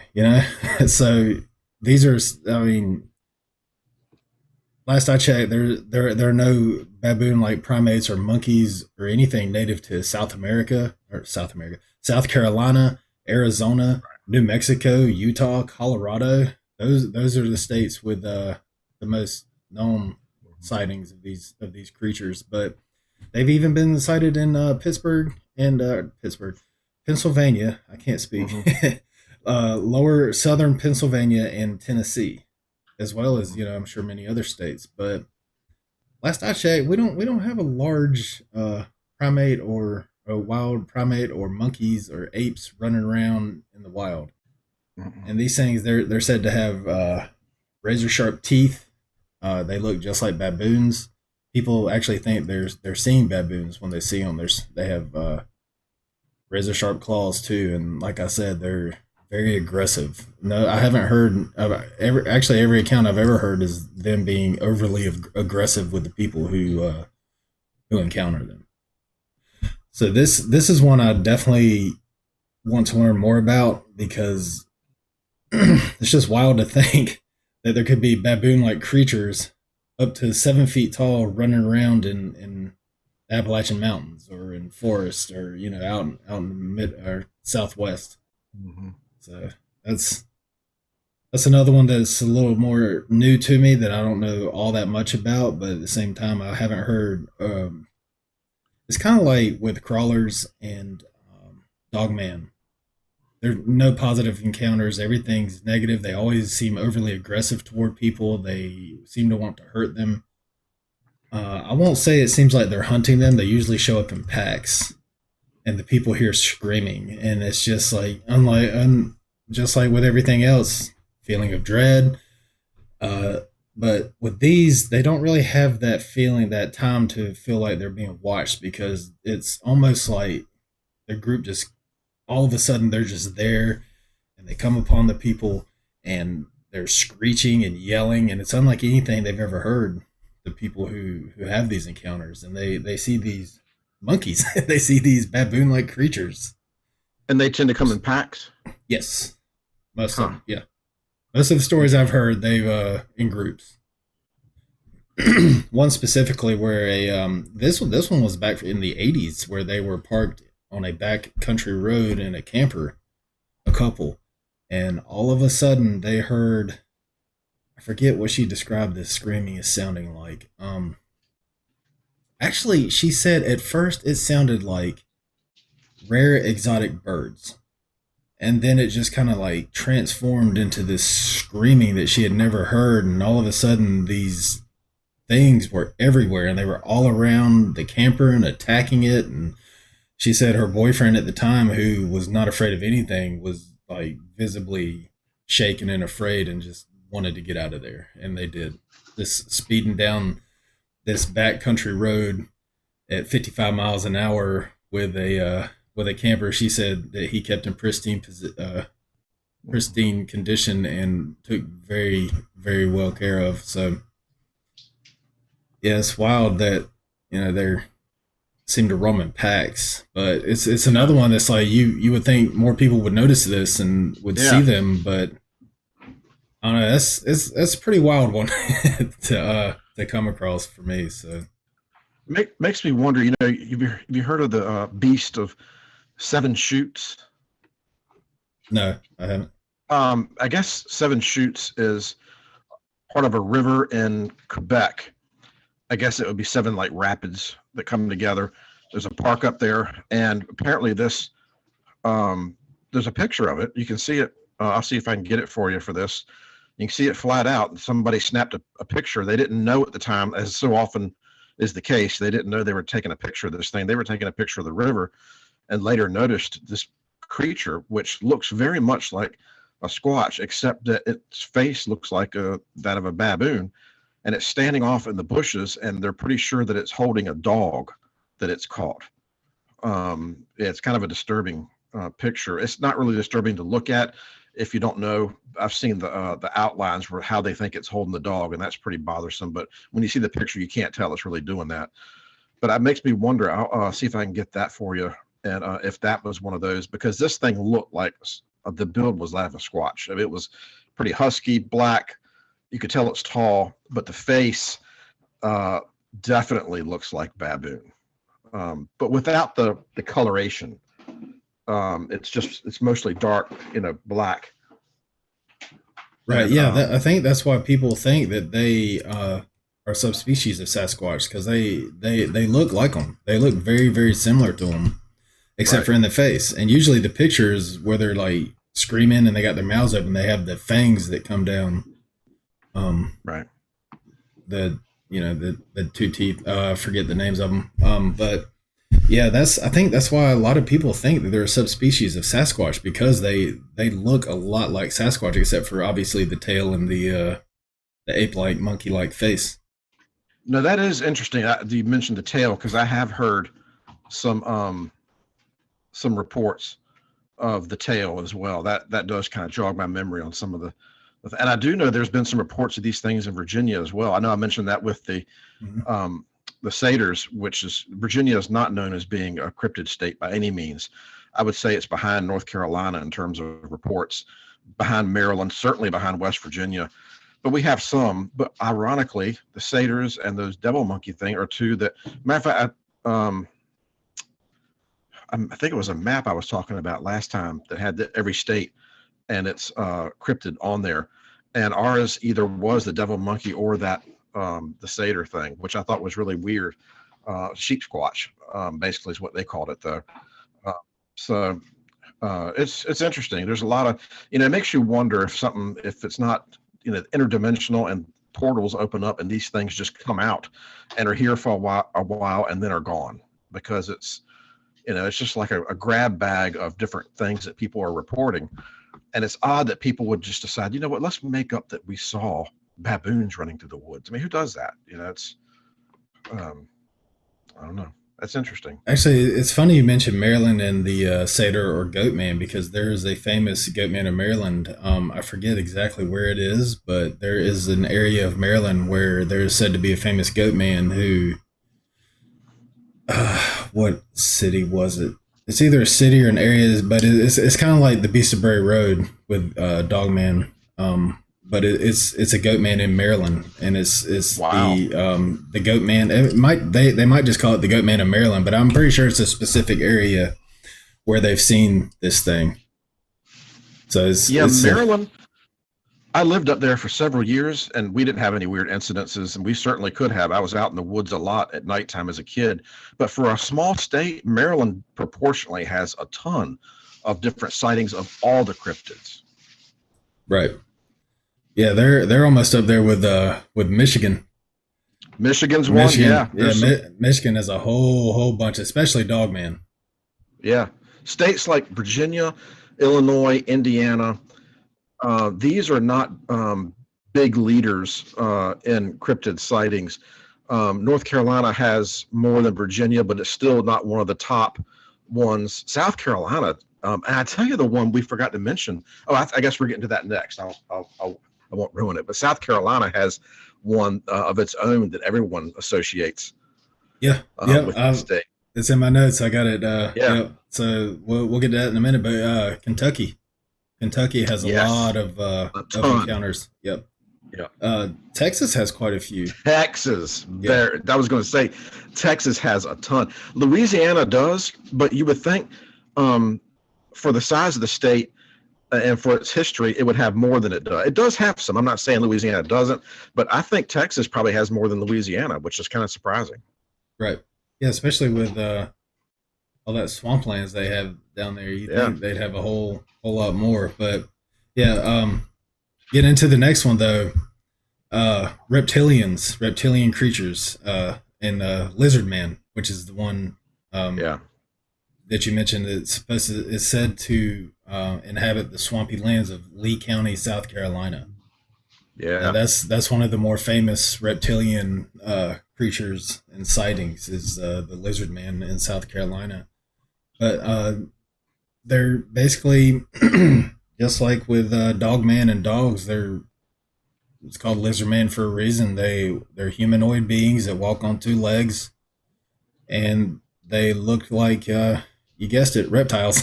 They have scales all over their bodies. They have the distinguished.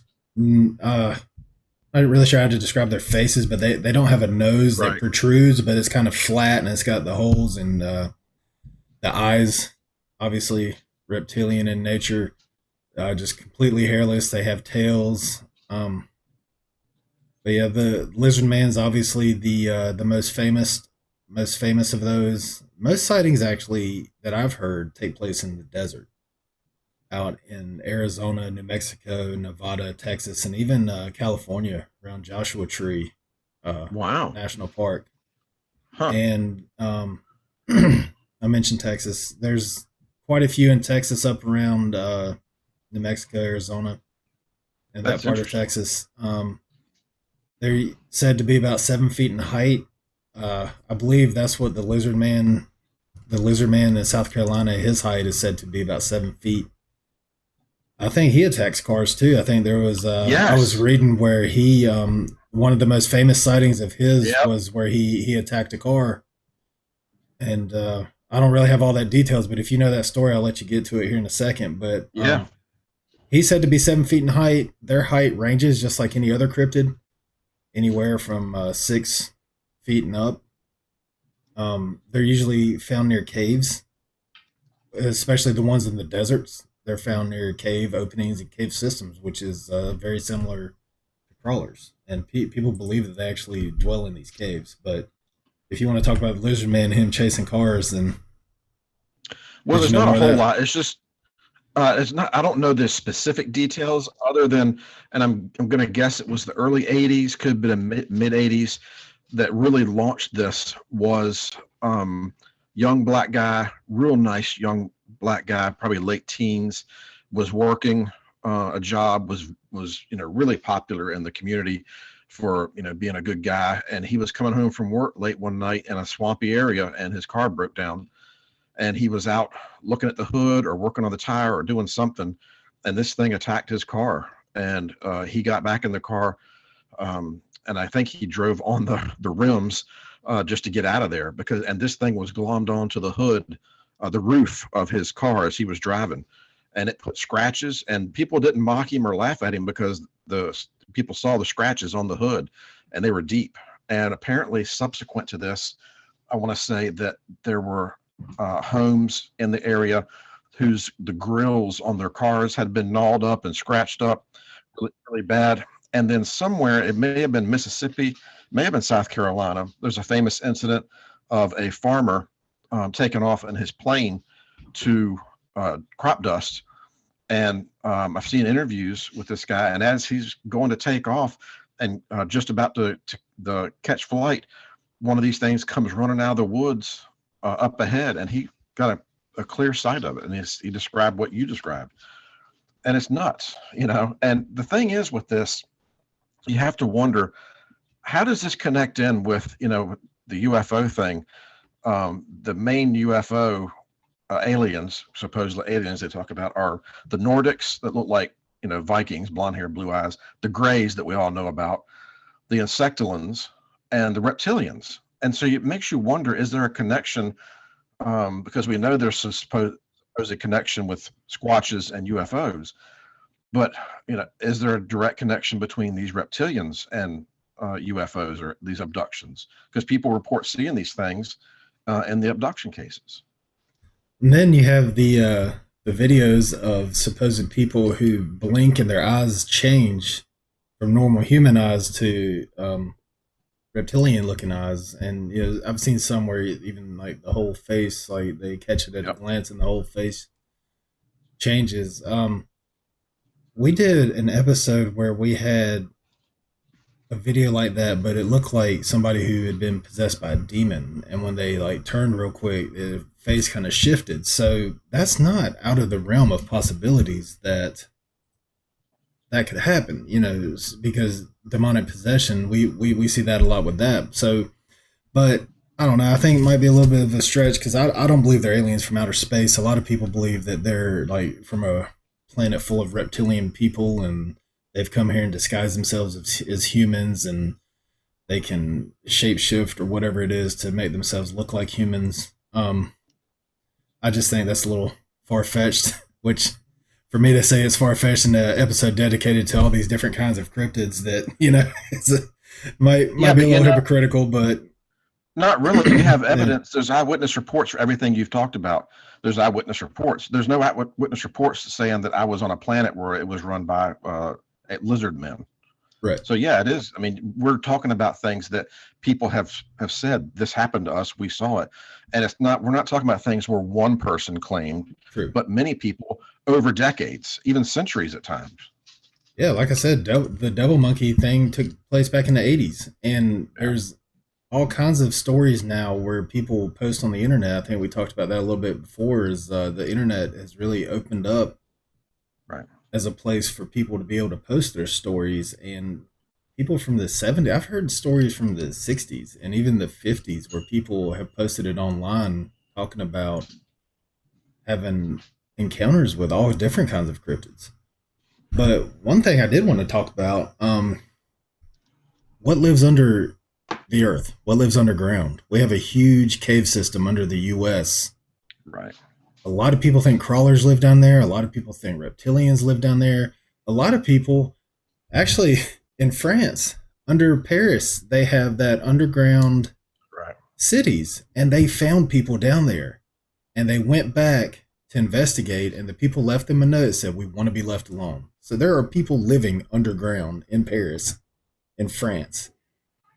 What is going on under the U.S. is what I want to know. What is down there? Because a lot of the missing 411 cases, if you overlay, and I'm pretty sure we've talked about this before on this channel too, if you overlay a map of the U.S., the cave systems in the U.S. with the missing 411 cases, it almost lines up to where Yep.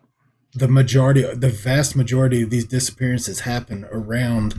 Excuse me, sorry, my allergies are really giving me some issues right now. But the vast majority of the disappearances happen around the cave systems, around the entrances to these caves, and crawlers are seen around caves all the time. Reptilians, especially out in the desert, they're usually found around cave systems. People go missing. People are living underground in France, so who's to say that there's not people living underground here? So I just what's going on down there? What is down there? And it's another area like the ocean that's vastly unexplored. So Right. There's no telling.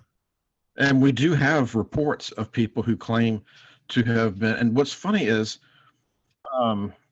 some of them stretch back even into the 1800s of people who have reported being taken down into those catacombs, where they've seen strange creatures and whatnot. There's not a tremendous number of those reports, but they're out there. And the fact that they date back so far makes you wonder. Now, you do have to take into consideration that in the late 1800s, that was kind of the in vogue thing of,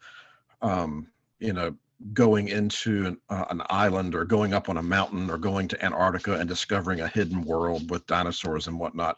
So that was kind of in, as far as if you were going to do fiction. That was, how the stupid zombies were the thing about 10 years ago, and I guess kind of still are. Well, back in the late 1800s, it was discovering these lost civilizations, and there was all kinds of writers that were doing that.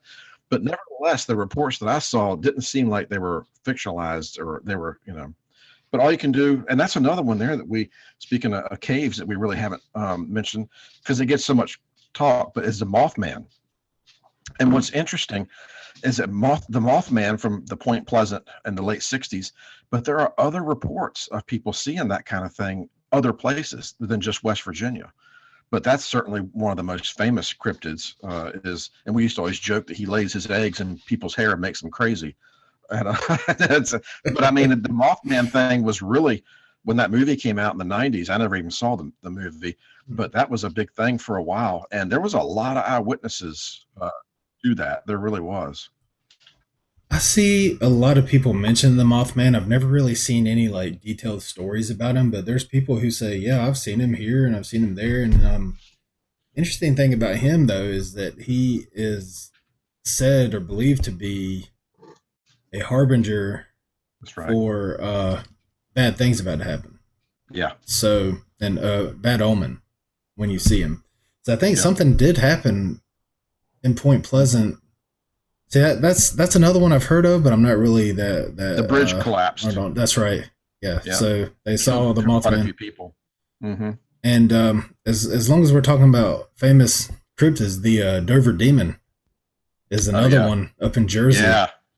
And people actually believe he's very similar looking to a crawler, and people actually believe that he could be a crawler, or the Dover Demon could be a crawler. But it's interesting. Yeah, that was the 70s, I think, wasn't it? I think so. Was yeah. that the one? And there was teenagers were the first ones, I think, to see that one. Mm-hmm.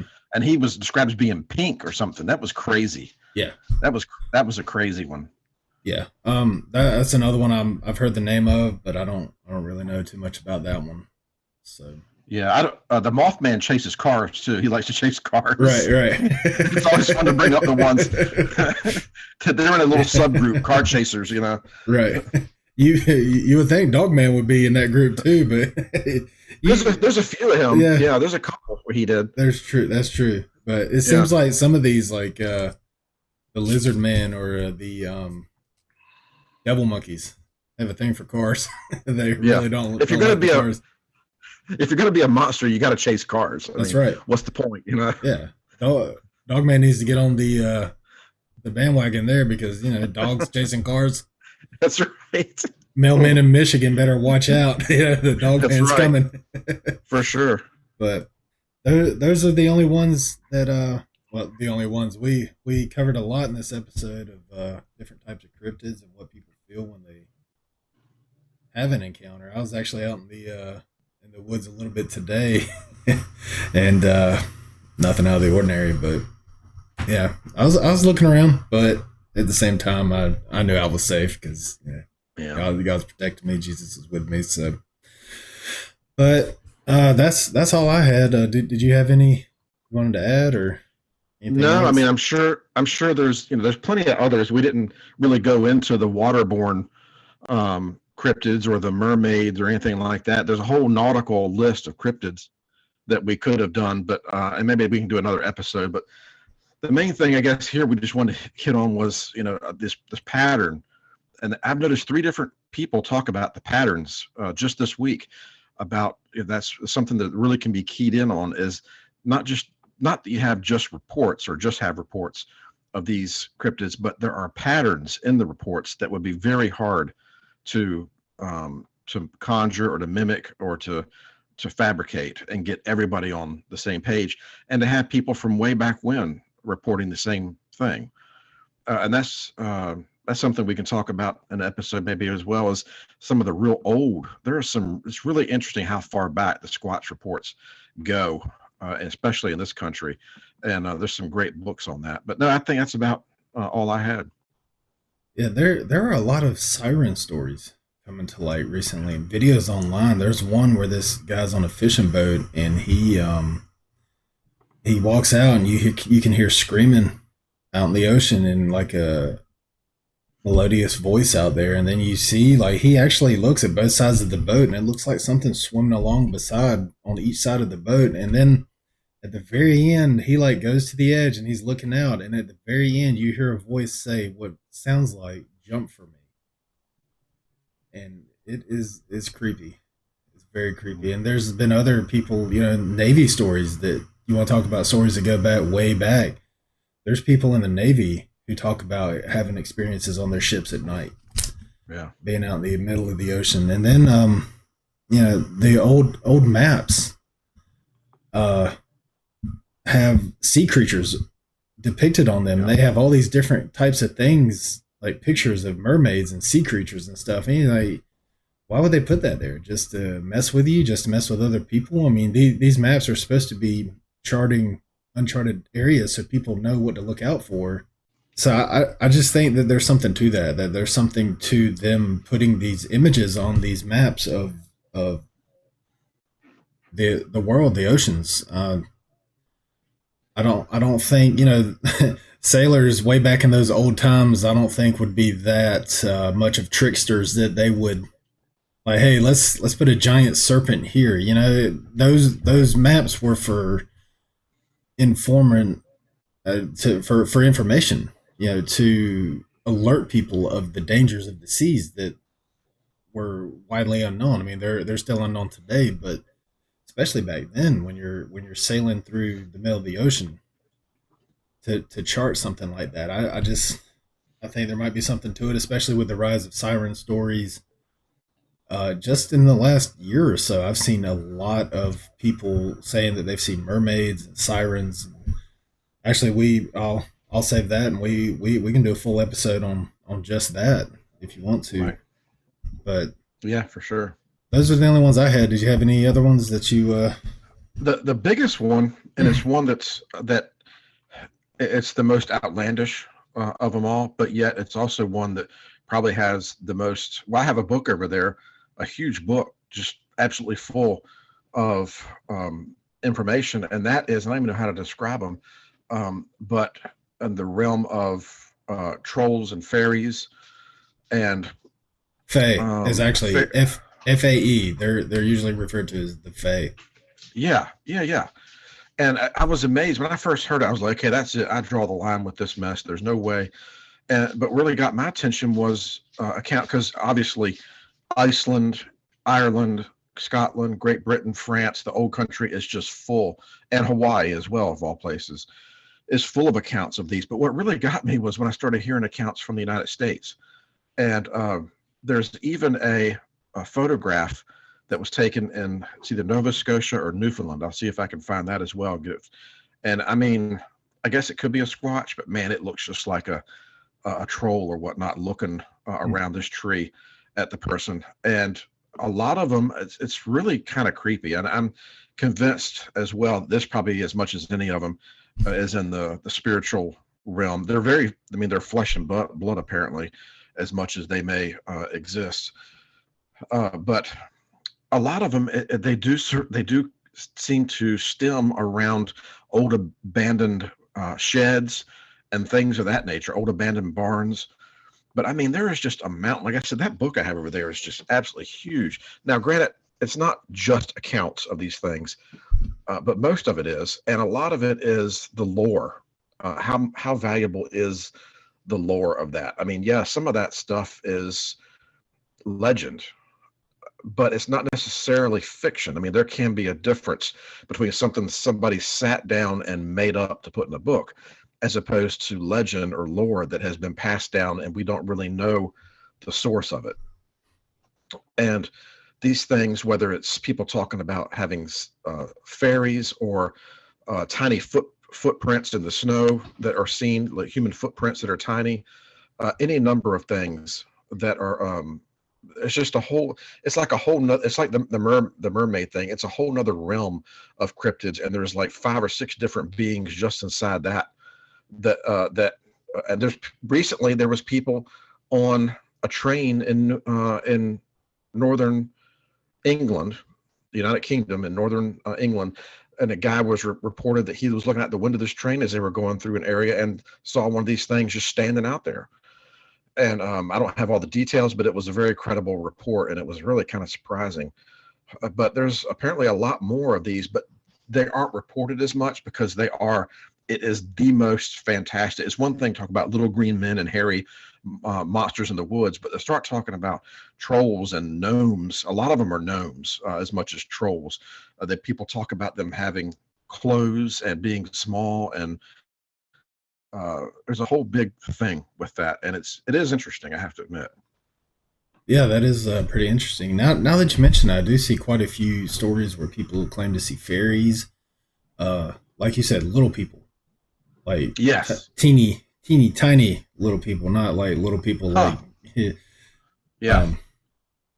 yeah. But yeah, like small, like very small, like just less than a foot tall or a foot tall or something like that Right. running around. And I've seen quite a few stories about that. I mean, here and there, it's nothing like substantial, like with some of the other ones we've talked about. But I have seen people mentioning fairies and the fae and having encounters with you know creatures that are thought to be mystical beings from another realm, Right. which Right. honestly we've talked about it with the UFOs and the aliens. Um, we think they're interdimensional. It's every more and more evidence these days points to that. So who's to say that they don't all come from another dimension? Maybe there's more than one. Like maybe there's one with the fae, with trolls, with fairies. I mean, you just don't know. When you open that door of possibilities, when you say that one thing is from maybe an interdimensional being, and with the way Sasquatches and really everything else just completely disappear. Scott Carpenter caught videos of seeming portals forming with Right. one with a creature in the middle of it. Yeah. So Yep. you start opening that door of possibilities, and I guess anything's possible, I guess. But legend and lore, it's got to be based. I mentioned this earlier in this episode. Legend and lore has got to be based on something. Who's to say that it's not based on truth? And some of these stories just got exaggerated throughout their tellings. Right. But you said there's a Yep. picture of a troll. Yeah, I'll see if I can. That's from just, I think it was taken maybe 10 years ago. It's either Newfoundland, Nova Scotia, not Newfoundland. It's either Nova Scotia or New Brunswick. And I'll see if I can find it. It's fairly clear, and it's just what you would think. I mean, it's pretty creepy. I looked into it at the time. I don't think there's any goofing around with it. It's either it's actual picture. I don't think it's a hoax or anything. It's either a misidentification of a stump or whatnot, but it doesn't look like a stump. I'll see if I can hunt that down tonight and send it over to you so you can put it up Okay, on yeah, here. And also I that will. the Beast of Seven Shoots also, because those are two that are pretty interesting. What did you say the guy on the train in England saw? A troll or Um, a fairy? no, it was like a gnome type A being. gnome. Gnome. Okay. Yeah, and of course the difference being this picture I'm going to send is clearly a troll, and the guy who took it identified it as such. It was a case where I guess he was aware this thing was in the area and actually managed to get a picture. It's out in the woods. The gnomes, I guess, are more like like what you would think, but there's been some accounts of people having them in their yards. Yard gnomes. I know it's funny. You have to kick yourself, but some of the there was a lot of these accounts. There was an outstanding show on the America Network or US, wasn't USA. um Man, I used to watch it a lot, and it was Destination America channel is what it was, and they had monsters and mysteries in America. That show was extremely well done. It was not sensationalized. It was very down to earth, had great people on there they were interviewing. It had a very serious tone to it, but yet it didn't waste half the airtime trying to explain what ifs, or what could be this or it could be that. We all know that. I mean, it goes without saying. I don't need to sit and watch TV tell me that this could be a misidentification. I know it can be a misidentification. What I want to hear is eyewitness reports of what, and some of them they had on there with these gnomes were really something. They had the people on there talking about they moved, they left the house because of this, because they were being terrorized by this thing, and having them in the house. And it was very interesting. And you hear it enough. What makes people in Hawaii and in Ireland and Iceland come up with the same, um, lore? Because they're separated by a small distance, and North America as well. And yet here they have, fairly similar. They're not exactly the same, but it's still, like you said, little people, which can come from very tiny to just, very short, like we've mentioned that the explorers saw along the Mississippi River. We brought that up several times now, where these were just not pygmies. They were even smaller than pygmies. I don't know. I can't explain it.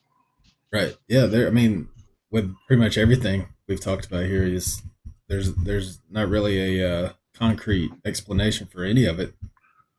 Um, it's funny because people want to turn to cryptozoologists for answers, but I'm like, nobody can be an expert on the unknown. That's why they're called cryptids, because they're unknown, because we don't know anything about them. They're only supposed to exist in fiction and fantasy and mythology. They're not supposed to be walking the world right now. Supposed to exist in the Middle Ages with dragons and stuff like that. So I don't know. Like you said, there's just so much that's unknown. All we can do is go off the sightings and reports that we see and read and hear, and there's definitely trends that you can pick up on. And it's like you mentioned it a little while ago. People from all over the world don't get together. It's like, hey, let's pull a worldwide hoax, and here's all the small little details we're going to include. Yeah, I just, for me, that adds credibility because they're coming from everywhere. Every corner of the world is having encounters with different creatures. Especially, I'd say the more worldwide ones are Sasquatch, Dogman, and crawlers. Um, you know, it's just it's crazy how similar these stories are. And I don't think, well, they could just go online and read a story and then make one up. Is everybody doing that though? I'm sure there are stories like that. I come across stories that are obvious fakes, and I just dismiss it and go on to the next. But just because one story's fake doesn't mean all the rest of them are. And the fact that they all share so many circumstances that we've talked about, like all the stuff we talked about at the beginning of the episode that happens in just about every single one of these encounters, I just think it's too much to just dismiss all of it. Right. Yeah.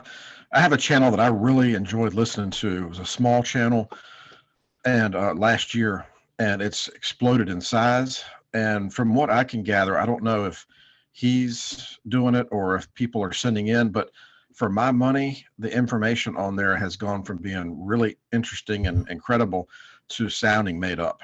And you can Oh, yeah. tell it's hard to trick the eye, and it can also be hard to trick the ear. And when stories are too perfect, you begin to realize that something. And I've tried to listen to several more. I give him one more chance, and I'll put it on, and it'll be another perfect horror story, a little too perfect. And I've just stopped listening to him because I just don't think. I think at this point, unfortunately, he's looking for views, which translates into money because he's been monetized.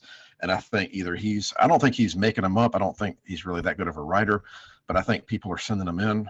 And it's a shame because early on he wasn't doing that, and they were really good. And he was doing a lot of work on attacks that documented attacks. I mean, it was nobody else was doing that. He was doing great work on it. But now it's just out. It's just it's every report can't be a dramatic attack where the person barely escapes with their life. Those things do happen, probably more than we think they do, but it's still very, very rare and almost unheard of to an extent that somebody would be attacked by one of these things. So for it to happen in most of the reports he's getting, I just so it's not that we believe everything we hear. We certainly don't, but it has to have. I mean, like Steve Ishtar, I had to bring him up because it's been since last episode. But he's had a lot of reports come in, and it comes in waves of people talking about the little people and seeing strange, tiny footprints, and and their family having it on their farm, and the decades of their family dealing with these things. And what the reason they come in waves is because somebody will hear it and then they'll write in about their experience, and it'll go on for about a week or two, and then it kind of fades out. But it has been very interesting to listen to those. Yeah, there's another channel that comes to mind that I started listening to. I listened to them after they had already gotten big, and some of the stories started, like you said, they sounded too perfect. They sounded too made up. And come to find out, I went into the description of his videos and I scrolled down to the very, very bottom, long way down, because he's got a whole bunch of stuff in his description with selling merchandise and all kinds of other things. And way, way, way down at the bottom is a disclaimer that says that he has a team of writers who make up stories and write, and that they are fiction. I don't think it's in every single description of every story or of every episode he does, but I started to notice that there were over more and more episodes with that disclaimer at the bottom. So I think he had started with real stories, and then evidently got big enough where he could hire writers to write things. Because, and I think I could kind of tell because, like you said, the stories were a little too perfect. They were a little too similar, and I'm pretty sure it was the same writer who just used the same format or the same archetype for his story. He just uses it for story after story and just changes the circumstances and the people and the creatures. And then he started putting up outrageous pictures of obvious fake cryptids that people had supposedly taken. And that to me, I stopped because I want real credible encounters, and I don't want made up fantasy. If I want that, I'll go watch movies or something. I think they both unsubscribed to him at the same time because you told me about that. I unsubscribed to him. Yeah. There was him and another channel that he collaborated with because they had each other on each other's channels telling stories, I think trying to promote each other.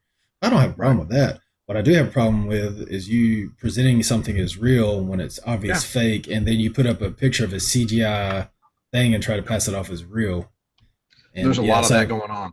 I unsubscribe from, I think he has a couple of channels that he's associated with, linked with. I just unsubscribe from all of them because. All of them, yep. Yeah, so. Do you know, I was going to ask you, do you know about the Lilith Dread, that channel? Is he legit, or I have it still on there, and I kept my subscription because I thought maybe he was, but I'm afraid to watch any of the shows because I still associate him with that incident, but he may not be involved with them at all. Have you watched that channel any?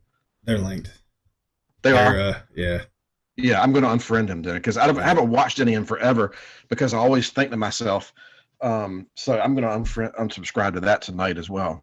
Yeah, that was another one that they're linked. I thought so. So yeah.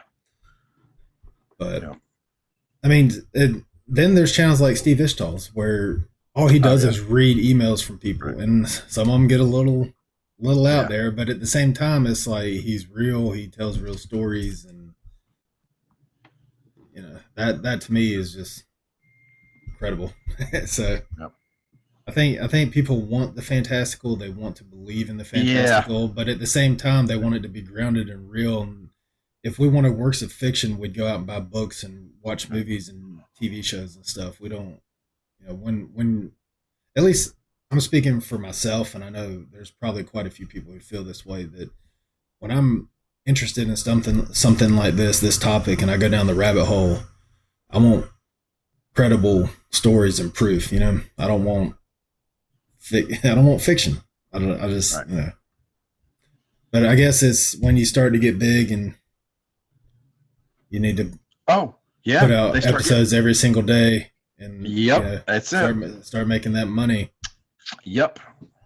Because There's the first pressure. early on when I started listening to that one channel I'm talking about, all the stories sounded legit and sounded real, and then one day it just kind of like switched and Yeah.